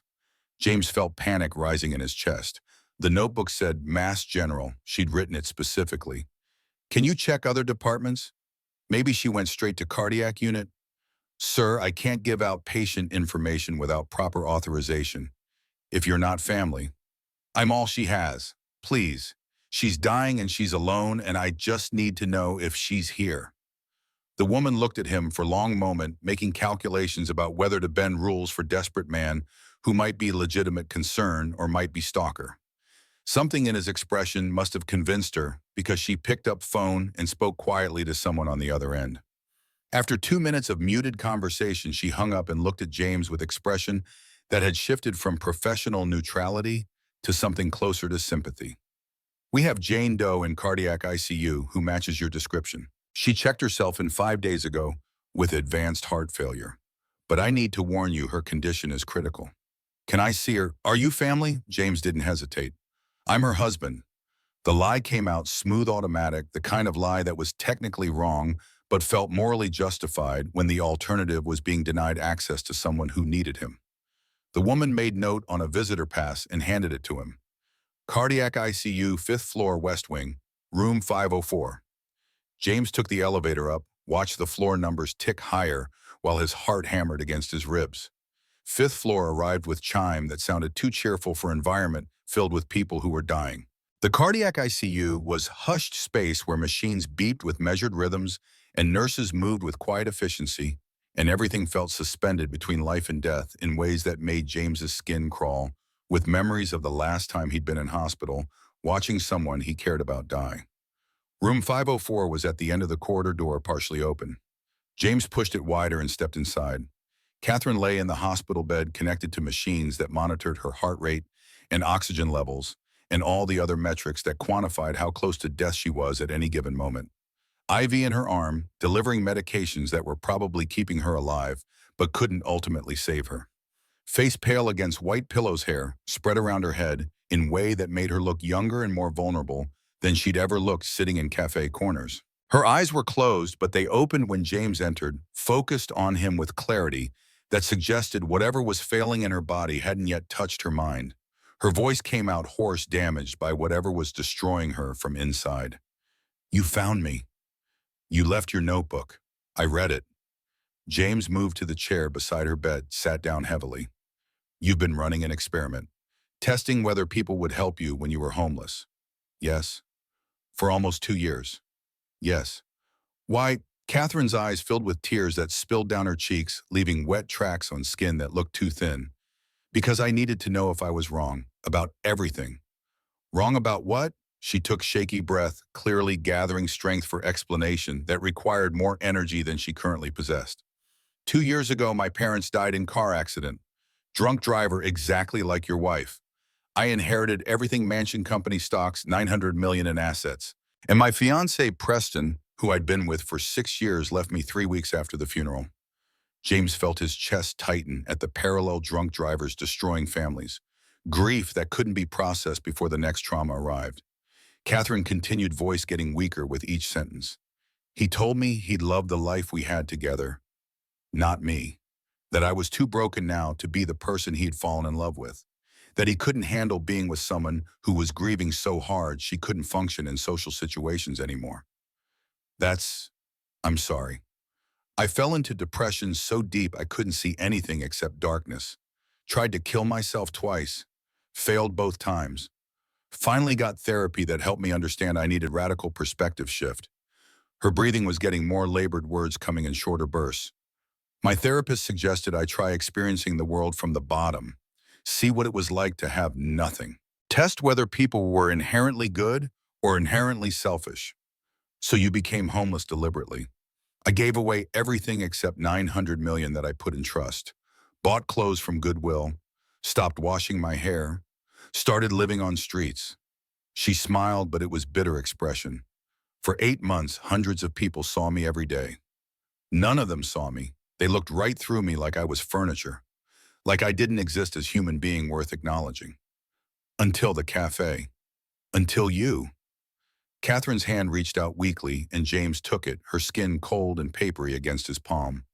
You were the first person in 8 months who treated me like I mattered. Who brought me coffee without being asked. Who cut my toast when my hands were shaking. Who let your son talk to me like I was person worth knowing. James felt tears burning in his own eyes now. You should have told me. You should have gotten treatment. I couldn't tell you because I needed to know if the kindness was real. If you were helping because I was human in need, not because I was Catherine Winters, the heiress. She coughed, and it was wet, rattling sound that made the heart monitor beep faster. And I couldn't get treatment because I deserved to die like this. I deserved to experience what poverty actually costs. I deserve to understand what happens when you fall through the cracks of a society that only values you when you have money. That's not you don't deserve to die. Maybe not, but I'm dying anyway. Her grip on his hand tightened slightly. I'm glad you came. I have something for you. She gestured weakly toward the bedside table where white envelopes sat sealed with red wax that looked absurdly formal in the sterile hospital environment. Don't open it until after I'm gone. It explains everything, and it gives you what you need to start over. Catherine, promise me you won't open it until I'm dead. Promise me. James promised because what else could he do when someone was dying and asking for simple assurance? They sat in silence while machines beeped and Catherine's breathing got progressively more labored. Nurses came and went, adjusting medications and checking vitals and maintaining the machinery that was keeping her alive for however many hours or days remained. At 3:47 p.m., the monitor started alarming. Nurses rushed in, began working on Catherine with practiced urgency that suggested they did this every day, but which didn't make it any less traumatic to witness. Chest compressions, defibrillator, medications pushed through IV lines. James was pushed into the hallway, stood outside the door watching through window as they fought to restart heart that had finally given up the struggle. The monitor flatline, the high-pitched tone that signaled death, time of death, p.m. James slid down the wall until he was sitting on the floor, head in his hands, crying for a woman he'd known for 2 months but who'd somehow become important enough that her death felt like losing piece of himself. He'd failed to save her, just like he'd failed to save Rachel, just like he seemed to fail at protecting anyone he cared about from the inevitable conclusion that everyone died and caring that just meant experiencing more pain when they left. A nurse came out after 20 minutes, expression sympathetic but professional. I'm sorry for your loss. Are you actually her husband? Or was that creative interpretation to get access? Creative interpretation, and thought so, but I'm glad you were here. She asked about you. Last week when she checked in, she kept asking if James had come to visit yet. We told her no visitors had asked for her. She seemed sad about that. The nurse handed him the envelope. She left this at the nurse's station with instructions to give it to you if you showed up. Guess she knew you'd eventually figure out she was here. James took the envelope, felt the weight of it in his hands. Thank you. Do you know her actual name for the death certificate? Catherine Elizabeth Winters. The nurse's eyes widened slightly. The Winters family, the tech fortune. Yeah. Jesus. What was she doing living on the streets?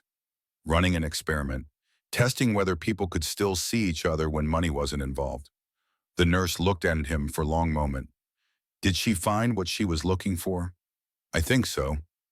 After the nurse left, James walked to the lobby and sat in the uncomfortable plastic chair and stared at the envelope for a long time without opening it. Catherine had asked him to wait until she was dead, and she was dead now. Had been dead for 47 minutes, but opening the envelope felt like final acknowledgement that she was gone, and James wasn't ready for that finality yet. His phone buzzed. Mrs. Chen. Noah asking when you were coming home. Everything okay? James typed back. She died. Coming home soon. He sat there for another hour just holding the envelope and trying to process what had happened. Catherine Winters, $900 million heiress, had spent 2 years living homeless to test whether kindness still existed in the world. And she'd chosen him as the test subject without his knowledge or consent, had documented his choices, his small acts of compassion, his decision to keep feeding her, even when it cost him his job. Finally, as hospital staff began giving him looks that suggested he should probably leave, James opened the envelope. Inside was a single page of paper handwritten in Catherine's neat script, and beneath it was check made out to James Sullivan for $100. The letter was brief. Dear James, thank you for the coffee. Thank you for the toast. Thank you for cutting it into small pieces when my hands shook. Thank you for seeing me when everyone else looked away. This is all I can give you right now, but it meant everything. With gratitude, Catherine. James stared at the $100 bill at the letter and felt something break open in his chest. She'd left him $100. After 2 years of experiment, after dying alone in a hospital, after claiming in her notebook that she wanted him to know the truth, she'd left him $100 and a thank you note. It felt like insult disguised as gratitude. Like she'd tested him and found him worthy, and this was his reward for passing examination he hadn't known he was taking. He folded the letter around the check and put them in his pocket, stood up and walked out of Massachusetts General Hospital into Boston afternoon that was too bright and too normal for day, when someone had died and his life had irrevocably changed in ways he didn't yet understand. On the T-ride back to Dorchester, James pulled out the letter again and read it once more. Something about the phrasing nagged at him. This is all I can give you right now. Right now, not this is all I can give you, but right now, bon, like there was more coming but later after some condition had been met. He thought about the notebook entry, about Catherine mentioning foundation documents, about her writing that she wanted him to know the truth eventually. Eventually, not now, eventually. James looked out the window at Boston passing by and wondered what Catherine Winters had actually left him beyond $100 in the weight of knowing he'd been unknowingly performing in someone else's experiment for 2 months. He wouldn't find out the answer for another 6 days. And when he did, it would change everything. The envelope with the $100 bill and Catherine's letter sat on the small table in Mrs. Chen's spare room for 3 days, propped against the lamp where James could see it every time he woke up on the air mattress he had borrowed from a neighbor. He'd taped the letter to his wall above where Noah slept on the actual bed. James had insisted his son take the mattress while he took the floor, and every morning he read it again, trying to find meaning beyond the surface gratitude. Thank you for the coffee. Thank you for seeing me. This is all I can give you right now, right now. The phrase haunted him during job interviews that went nowhere because prospective employers called Robert for references, and Robert apparently took satisfaction in explaining that James had been terminated for violating company policy. It haunted him while he drove delivery routes that barely covered gas costs. It haunted him at night when Noah asked why they were living at Mrs. Chen's instead of their own apartment, and James had to explain in 7-year-old terms that sometimes grown-ups had to make hard choices that didn't work out the way they'd planned. On the 4th day after Catherine's death, James framed the $100 bill alongside the letter in a cheap frame from CVS, put it on the narrow dresser Mrs. Chen had cleared for his use, looked at it and tried to feel grateful instead of angry, tried to accept that this was Catherine's way of saying his kindness had mattered, even if the material acknowledgement of that kindness was less than what he'd lost helping her. On the morning of the 7th day, Mrs. Chen knocked on the door at 6:47 a.m. while James was getting Noah ready for school. Her voice carried urgency that made James's stomach drop. There are people here. They're asking for you. What kind of people? The kind that travel with bodyguards and expensive lawyers. They're waiting in my living room and they're making me nervous. James told Noah to stay in the bedroom, put on the cleanest shirt he owned, one of only 3 he had left after selling most of his clothes to a consignment shop for emergency cash, and walked into Mrs. Chen's living room to find 4 men in black suits standing with military posture and 2 people in expensive gray business attire holding leather briefcases that probably cost more than James's monthly rent used to cost. The woman was mid-50s, blonde hair pulled back severely, wearing suit that screamed corporate law and generational wealth. The man beside her was early 50s, silver hair expression that suggested he'd spent decades delivering news that changed people's lives and had learned to maintain professional neutrality, regardless of whether the news was good or catastrophic. The woman spoke first, extending her hand with practiced corporate efficiency. Mr. Sullivan, I'm Elizabeth Morrison, lead counsel for the Winters family estate. This is my colleague, David Hartford. We need to speak with you about Catherine Elizabeth Winters. James shook her hand numbly, brain struggling to process why Catherine's family lawyers would be in Mrs. Chen's apartment, surrounded by bodyguards. I don't understand. Is there somewhere private we can talk, Mrs. Chen offered her kitchen, shooed the bodyguards into the hallway despite their protests about maintaining close proximity to their principals, and busied herself making tea that nobody would drink, while James sat across from 2 lawyers who were opening briefcases and pulling out documents that looked official and terrifying. Elizabeth Morrison arranged papers with the kind of precision that suggested she'd done this countless times, creating order from what must feel like chaos to the people receiving her news. Mr. Sullivan, I'm very sorry to inform you that Catherine Elizabeth Winters passed away 6 days ago at Massachusetts General Hospital. I understand you were present when she died. I was there, but I already knew she was dead. I was at the hospital when it happened. Yes, we're aware. The hospital staff noted your presence and your claim to be her husband. Elizabeth's expression didn't change, but something in her tone suggested she knew it had been lie and didn't necessarily disapprove. Ms. Winters left very specific instructions regarding you. She wanted us to find you personally and deliver certain information in person rather than through conventional channels. David Hartford pulled photograph from his briefcase and slid it across the table. It showed Catherine, not homeless Catherine with tangled hair and worn jacket, but different Catherine.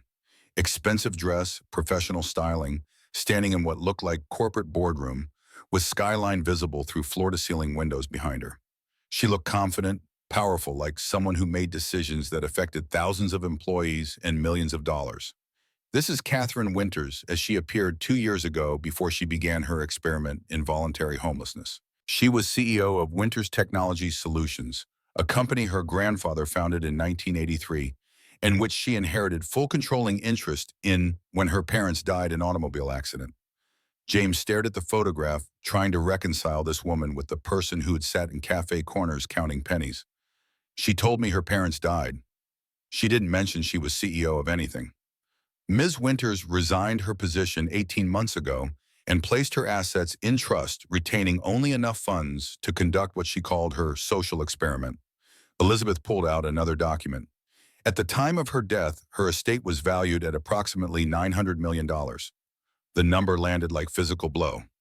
James heard it, understood the individual words, but couldn't make them mean anything coherent. 900 million. Yes. The majority in company stock, real estate holdings, investment portfolios, and various other assets that have been professionally managed during her absence. Elizabeth's voice remained steady, delivering information like she was reading quarterly earnings instead of describing wealth that was incomprehensible to someone who'd recently been counting coins to buy Noah's school supplies. Why are you telling me this? Because Ms. Winters left explicit instructions regarding you in her will. Before we proceed to those instructions, I need to explain something about the last 2 years of her life. Elizabeth pulled out Catherine's notebook, the same one James had found at the cafe, now encased in protective plastic like evidence. This journal documents Ms. Winters' experience living homeless in Boston. She recorded interactions with hundreds of people over 22 months. The vast majority ignored her, some actively harassed her, and exactly one person, you, Mr. Sullivan, treated her with consistent kindness, without any knowledge of who she was or what she had. David Hartford spoke for the first time, voice carrying the slight Boston accent that suggested local roots despite the expensive suit. Ms. Winters wrote extensively about you, about the way you brought her coffee, cut her toast into small pieces when her hands shook, never made her feel ashamed for not being able to pay full price, about the way you allowed your son to interact with her without treating her like threat or contamination, about the way you ultimately quit your mom rather than stop feeding her. I didn't quit for her specifically. I quit because my manager was an asshole who thought starving people should be banned from eating. Elizabeth's lips twitched in something that might have been smile quickly suppressed. Regardless of your motivation, Ms. Winters documented the choice and its consequences for you. She knew you'd lost your employment. She knew you were struggling financially as a direct result of helping her. She wanted to ensure you understood that your kindness didn't go unnoticed or unappreciated. She pulled out an envelope different from the one James had received at the hospital, this one thick and cream-colored, with red wax seal that looked like it belonged in historical drama. This is Ms. Winters' letter to you. She requested it be delivered personally after her death and after you'd received the initial thank you note she left at the hospital. James took the envelope with hands that were shaking. She left me $100 in a note. I already got it. Yes, we're aware. That was test, Mr. Sullivan. Test of what? David Hartford leaned forward slightly. Ms. Winters wanted to see if you'd be satisfied with token gesture. If you'd accept the $100 and consider your interaction with her complete, or if you'd want more, if you'd demand more. She was testing whether your kindness had been transactional, after all, and helped the homeless woman in hopes of eventual reward, or whether it had been genuine compassion that expected nothing in return. James felt anger flaring hot in his chest. So even after she died, she was still running experiments on me, still testing whether I passed her criteria for being sufficiently altruistic. She was protecting her legacy, Mr. Sullivan. $900 million attracts opportunists. She needed to verify that you were who she believed you to be before entrusting you with what she actually wanted you to have. Elizabeth slid check across the table. James looked down at it. His vision blurred for a moment before the numbers came into focus. $1 million, made out to James Sullivan, signed by Elizabeth Morrison as executor of the Winters estate, valid immediately upon presentation to any banking institution. James couldn't breathe. The kitchen felt too small, too warm, too full of implications he couldn't process. $1 million, more money than he'd earned in 20 years at the cafe, more money than his entire accumulated debt, more money than he'd ever imagined having access to in his lifetime. His voice came out rough. This is real, entirely real and legally binding. Ms. Winters wanted you to have financial security as acknowledgement of what you lost helping her. Elizabeth pulled out additional documents. But there's more. She also established a foundation in her name with initial funding of $5 million, and she's named you as executive director with full authority to distribute funds according to the mission statement she drafted. David Harford handed James stapled packet of papers. The Catherine Elizabeth Winters Foundation for Human Dignity. Its purpose is to provide assistance to homeless individuals, single parents in financial crisis, and anyone who has fallen through the gaps in existing social services. Ms. Winters wanted you to run it because she trusted that you'd use the resources the way she would have wanted to help people the way you helped her, without judgment, without requiring them to prove they deserve help, just seeing them as humans who need assistance. James stared at the documents, at the check, at the lawyers who were watching him with expressions that suggested they were curious about how he'd respond to information that would transform his life completely. Why me? I'm nobody. I worked at a cafe. I don't know how to run a foundation. Elizabeth's expression softened slightly. Ms. Winters addressed that question in her letter. Perhaps you should read it. James broke the wax seal with hands that were shaking harder now and pulled out several pages of handwritten text in Catherine's neat script. The lawyer sat quietly while he read, giving him space to process words that felt like they were arriving from beyond the grave. Dear James, if you're reading this, then I'm getting and you've passed the test I created by accepting the $100 without demanding more. I'm sorry I had to test you even after death, but $900 million makes people behave in ways that reveal their true character. And I needed to know your character was what I believed it to be. You're probably angry with me right now. Angry that I lied to you, that I tested you, that I ran experiments on your kindness like it was data to be collected and analyzed. You have every right to that anger. But I hope you'll also understand why I did it. 2 years ago, I lost everything that mattered. My parents died in an accident that could have been prevented if someone hadn't chosen to drive drunk. My fiancé Preston left me because grief made me inconvenient to be around. I fell into depression so severe that I attempted suicide twice, failed both times, and woke up in psychiatric hospitals being told I had everything to live for when everything I'd actually wanted was gone. My therapist suggested I needed to rebuild my understanding of what mattered. She suggested I try experiencing life from a perspective completely different from the privilege I'd always known. She didn't explicitly suggest I become homeless, but that's what I heard. And once I'd heard it, I couldn't unhear it. I wanted to know if the world I'd been moving through was real or just performance. I wanted to know if people only valued me because of my money and status, or if there was something about me as a human being that was worth caring about when all the external markers of worth were stripped away. For 8 months, hundreds of people saw me every day. None of them saw me. They looked through me like I was furniture, like I didn't exist as human being worthy of acknowledgement. Shop owners asked me to leave. Police told me to move along. People crossed the street to avoid getting too close.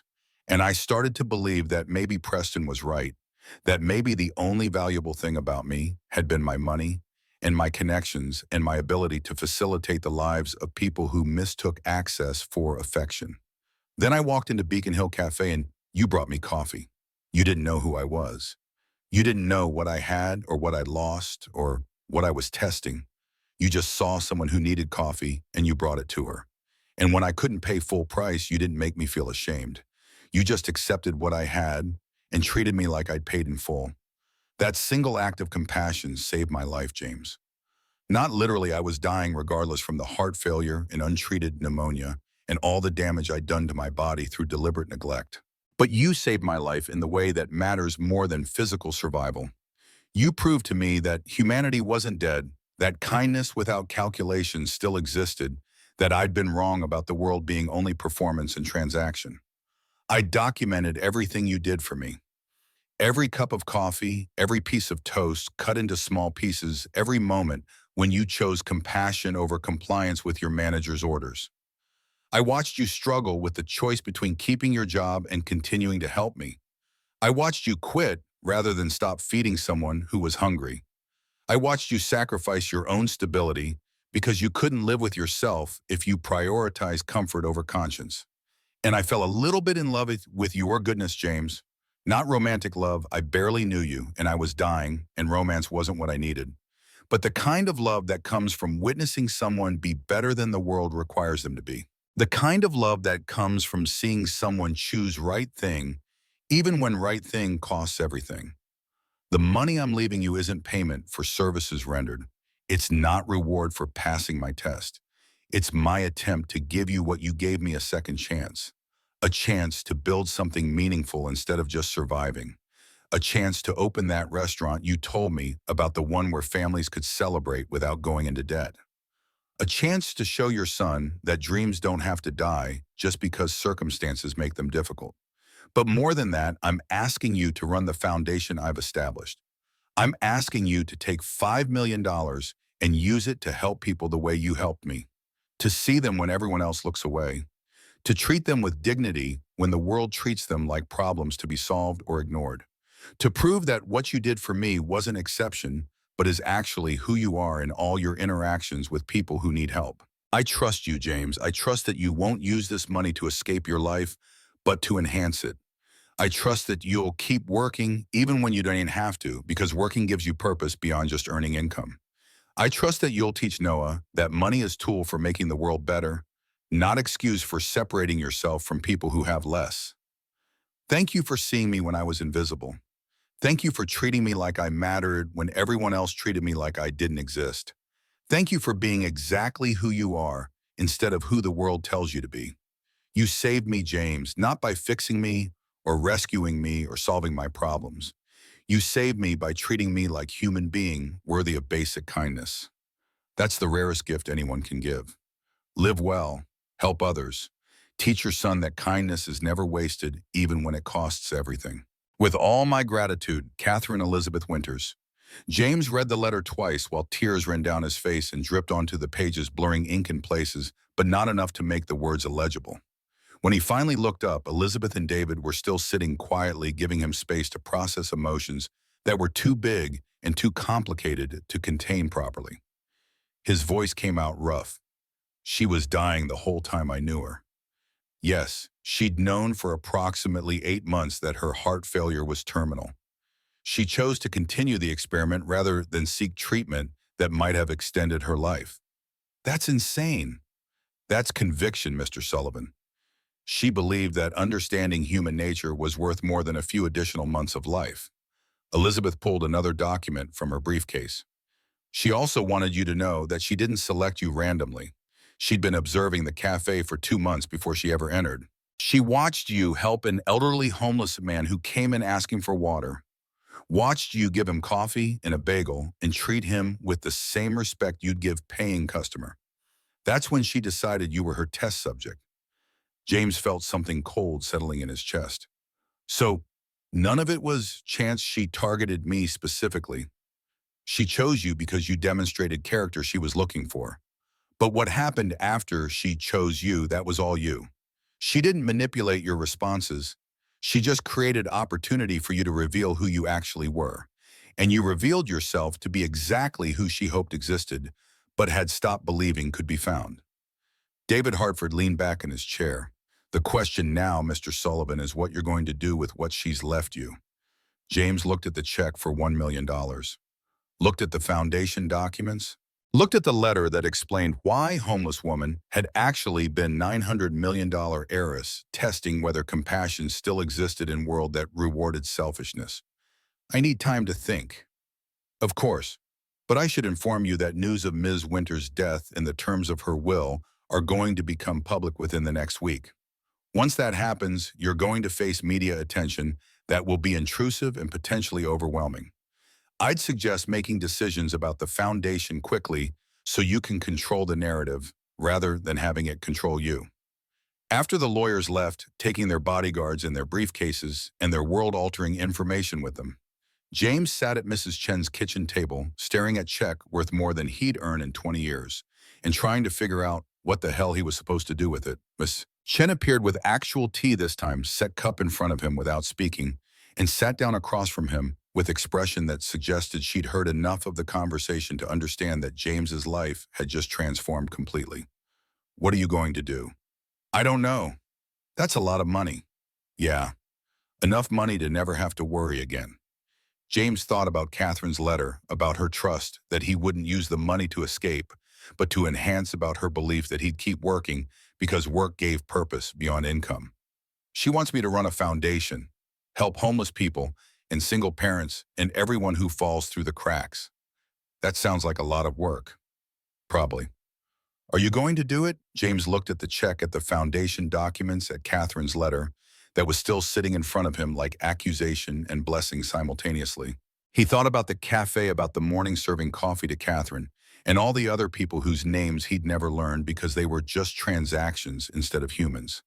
He thought about Noah and the kind of father he wanted to be, the kind of example he wanted to set about how to use resources when you suddenly had resources beyond what you needed for basic survival.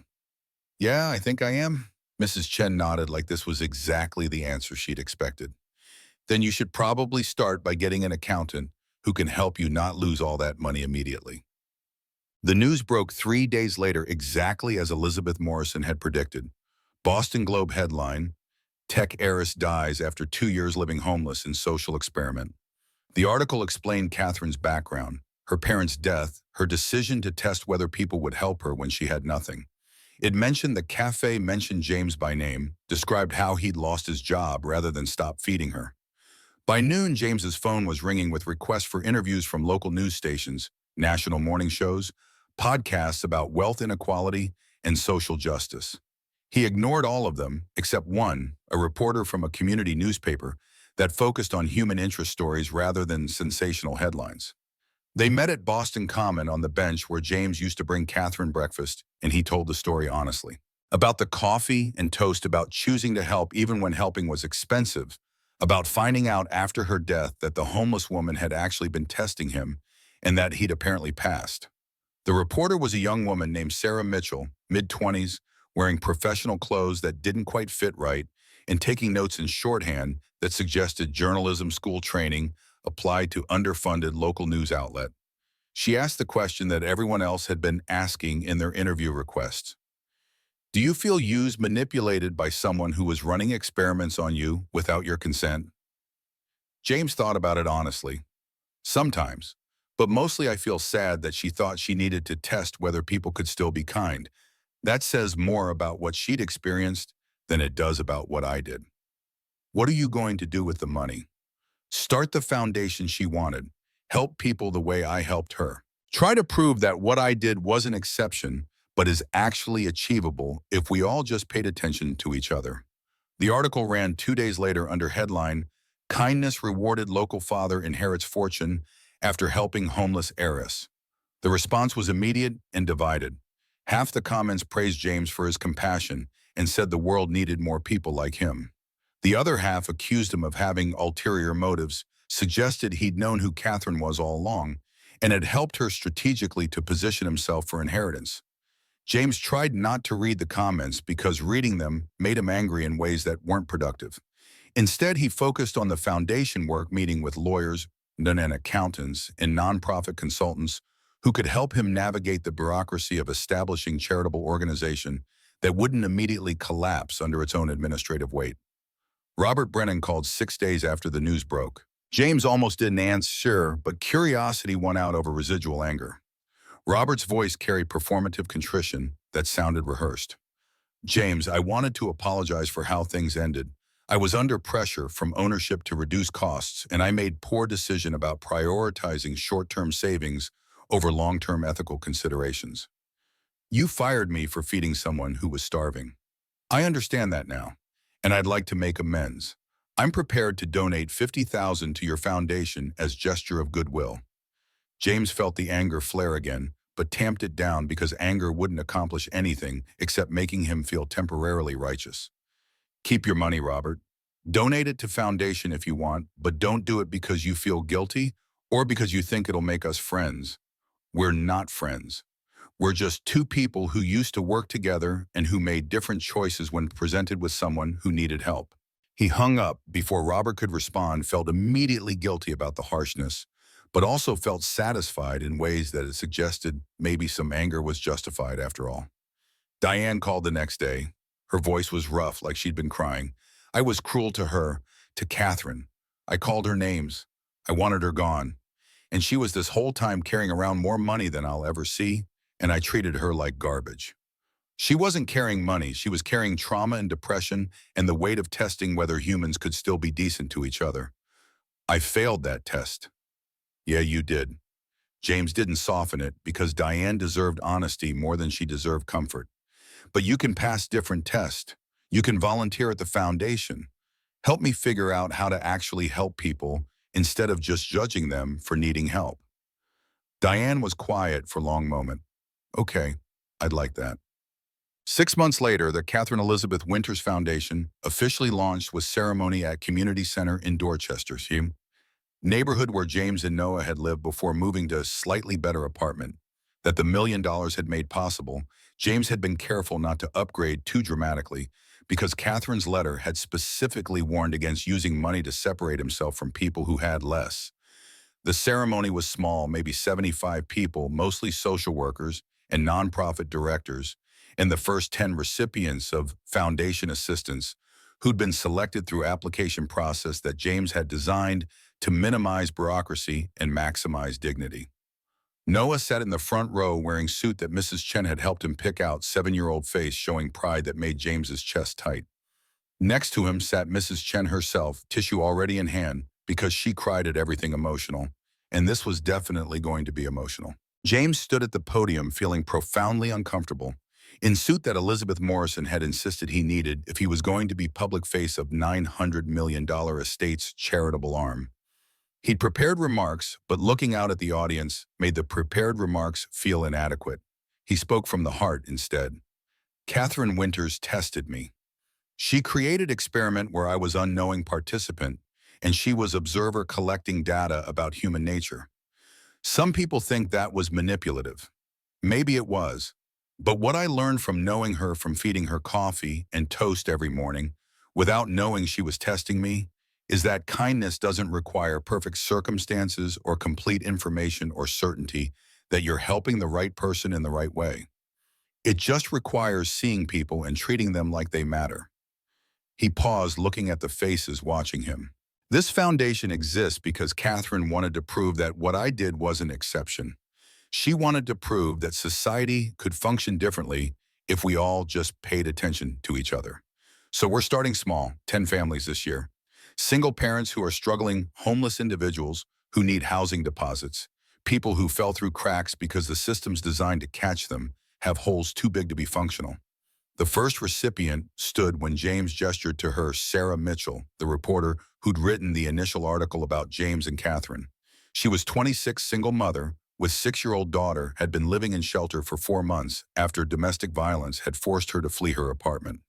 The foundation had provided 3 months rent, deposit, job training, program enrollment, and childcare assistance. She'd found job as medical assistant, secured apartment in Roxbury, and her daughter was thriving in school that had resources to address the trauma she'd experienced.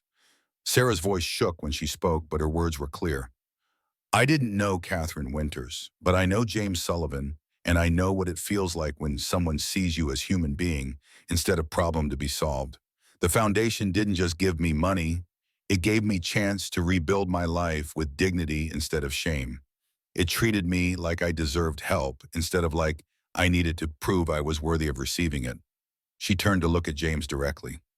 Thank you for seeing people the way Catherine taught you to see them. Thank you for proving that kindness without calculation still exists. Thank you for helping my daughter have childhood where she doesn't have to watch her mother struggle alone. The audience applauded, and James felt tears burning behind his eyes. Because this moment of watching someone whose life had been changed by resources he'd been given by a woman who tested whether he deserved to distribute those resources. This was what Catherine had meant about seeing people. After the ceremony ended and people filtered out into Dorchester evening, Noah appeared at James's side with expression that suggested he'd been thinking about something serious. "Dad, can I ask you something?" "Always." "Did Miss Catherine die because we didn't help her enough?" The question hit James like fists to the chest because he'd been asking himself the same question for 6 months and hadn't found an answer that felt adequate. He knelt down so he was eye level with his son. "No, buddy. Miss Catherine died because she was sick, and she chose not to get treatment. That was her choice, not our fault. But what if we'd helped her more? What if we'd made her go to the doctor? We couldn't make her do anything. Adults get to make their own choices even when those choices hurt them. But we did help her in the way she needed most. We treated her like she mattered. And that meant everything to her." Noah processed this with the seriousness that children brought to questions about death and responsibility. "Do you miss her?" "Every day." "Me too. She was nice. And she taught me to fold paper cranes." James pulled Noah into a hug that was tight enough to communicate things he didn't have words for. "Yeah, she did. You want to make a crane for her?" Noah nodded against James's shoulder. The cemetery was in Newton expensive real estate that Catherine's estate had purchased for family plot that now contained her parents and her. James and Noah visited on Sunday afternoon 6 months after the foundation launch, carrying thermos of coffee and bag containing 2 pieces of toast cut into small pieces. The headstone was simple despite the estate's wealth, just her name and dates and single line that Elizabeth Morrison had said Catherine had requested specifically. Catherine Elizabeth Winters, 1985-2023. She saw the best in people. James set the coffee and toast on the ground in front of the stone ritual that felt simultaneously meaningful and absurd. Catherine was dead. She couldn't drink the coffee or eat the toast. But performing the ritual made her feel present in ways that just staring at her name on granite didn't accomplish. Noah pulled paper crane from his pocket. He'd been practicing for 6 months and could now fold them with precision that would have made Catherine proud. He placed it carefully on the headstone where Wind immediately tried to steal it, but didn't quite succeed. "Is she really here?" Noah's voice was quiet. James thought about how to answer truthfully without being too dark for 7-year-old comprehension. "Her body is here, but I think the part of her that mattered in the part that taught you to fold cranes and ask me questions about my dreams, I think that's somewhere else, somewhere better. Like heaven.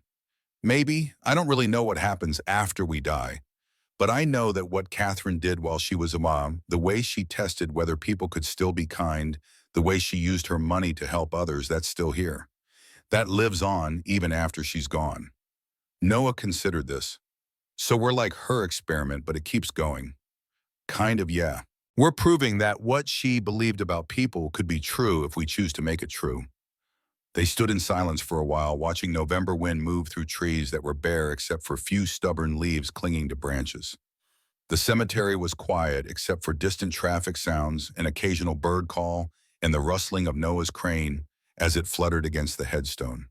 James thought about Catherine's letter, about her trust that he'd use the money wisely, about her belief that he'd keep working because work gave purpose. He thought about the 10 families the foundation had helped so far, and the 20 more they'd be able to help next year as the endowment grew. He thought about Sarah Mitchell's testimony about the way she'd described being seen as human instead of problem. He thought about kindness without calculation and whether it was sustainable in a world that rewarded selfishness more reliably than it rewarded compassion. He thought about whether Catherine had been right to test him, whether the experiment had proven what she'd hoped it would prove, whether her death had been worth the knowledge she'd gained. No definitive answers emerged, just the weight of responsibility to honor her legacy by continuing to see people the way she'd needed to be seen. Noah tugged on James's hand. "Can we come back next week? I want to make a better crane. This one's kind of crooked." "Yeah, buddy, we can come back whenever you want." They walked back through the cemetery together past rows of headstones that represented lives that had ended and legacies that remained, and all the complicated ways that humans tried to matter after they were gone. James's phone buzzed with text from Elizabeth Morrison. "Foundation board meeting Tuesday 3 p.m. Need your approval on Q1 grant applications." He typed back confirmation while Noah ran ahead to the car full of 7-year-old energy that couldn't be contained by somber cemetery atmospheres. The foundation work was harder than James had anticipated. Nights filled with paperwork and grant applications, and deciding between applicants who all needed help when resources could only stretch to cover some of them. Days filled with meetings and phone calls, and the constant pressure of knowing that his decisions directly affected whether families ate, or found housing, or got medical care they desperately needed. But it was also more meaningful than anything he'd done before. More meaningful than serving coffee to people who barely noticed his existence. More meaningful than delivering packages to addresses where no one remembered his face 5 minutes after he left. More meaningful than surviving paycheck to paycheck while teaching Noah that life was just endurance tests you hope to pass. This was creating instead of just surviving. This was proving that Catherine had been right to trust him. This was honoring Rachel's memory by being the kind of father who taught Noah that money was tool for making world better, instead of just mechanism for separating yourself from people who had less. At home that night after Noah had gone to bed, James pulled out Catherine's letter and read it again for probably the 100th time since receiving it. The pages were getting worn from repeated handling creases, forming where he'd folded and unfolded them. Ink slightly smudged from the tears he'd cried reading it. You saved me, James, not by fixing me or rescuing me or solving my problems. You saved me by treating me like human being worthy of basic kindness. He thought about whether that was true, whether bringing someone coffee and toast actually constituted saving them, whether small acts of compassion had the power Catherine attributed to them. Then he thought about Sarah Mitchell's testimony about the way she described being seen as human instead of problem. Thought about the other 9 foundation recipients and their stories of falling through cracks and being caught by resources Catherine had left behind. Thought about all the future people who'd be helped because Catherine had tested him and found him worthy and trusted him with her legacy. Maybe she was right. Maybe kindness did save people not by solving their problems, but by reminding them they were worth caring about when the world told them they weren't. James folded the letter carefully and put it back in its frame next to the $100 bill that Catherine had left as test. Looked at them together, the token reward and the real legacy, the test and the trust, the end and the beginning. Tomorrow he'd wake up early and go to foundation office that Elizabeth Morrison had helped him establish in downtown Boston. He'd review grant applications and meet with social workers and make decisions about who to help and how to help them. He'd do work that Catherine had trusted him to do because she'd watched him feed her coffee every morning and had seen something in his actions that proved humanity wasn't dead. Tonight he'd sleep in an apartment he could afford without working 3 jobs. He'd sleep next to son who had stable housing and good school, and father who could actually be present instead of just constantly exhausted. He'd sleep knowing that homeless woman who'd sat in cafe corners had actually been $900 million heiress, testing whether kindness still existed. And he'd sleep believing that maybe, just maybe, Catherine had been right about everything. The experiment had proven that compassion without calculation still existed in a world that made calculation feel necessary for survival. And James Sullivan, former cafe worker, who'd quit his job rather than stop feeding someone who was hungry, was living proof that passing the test could change everything.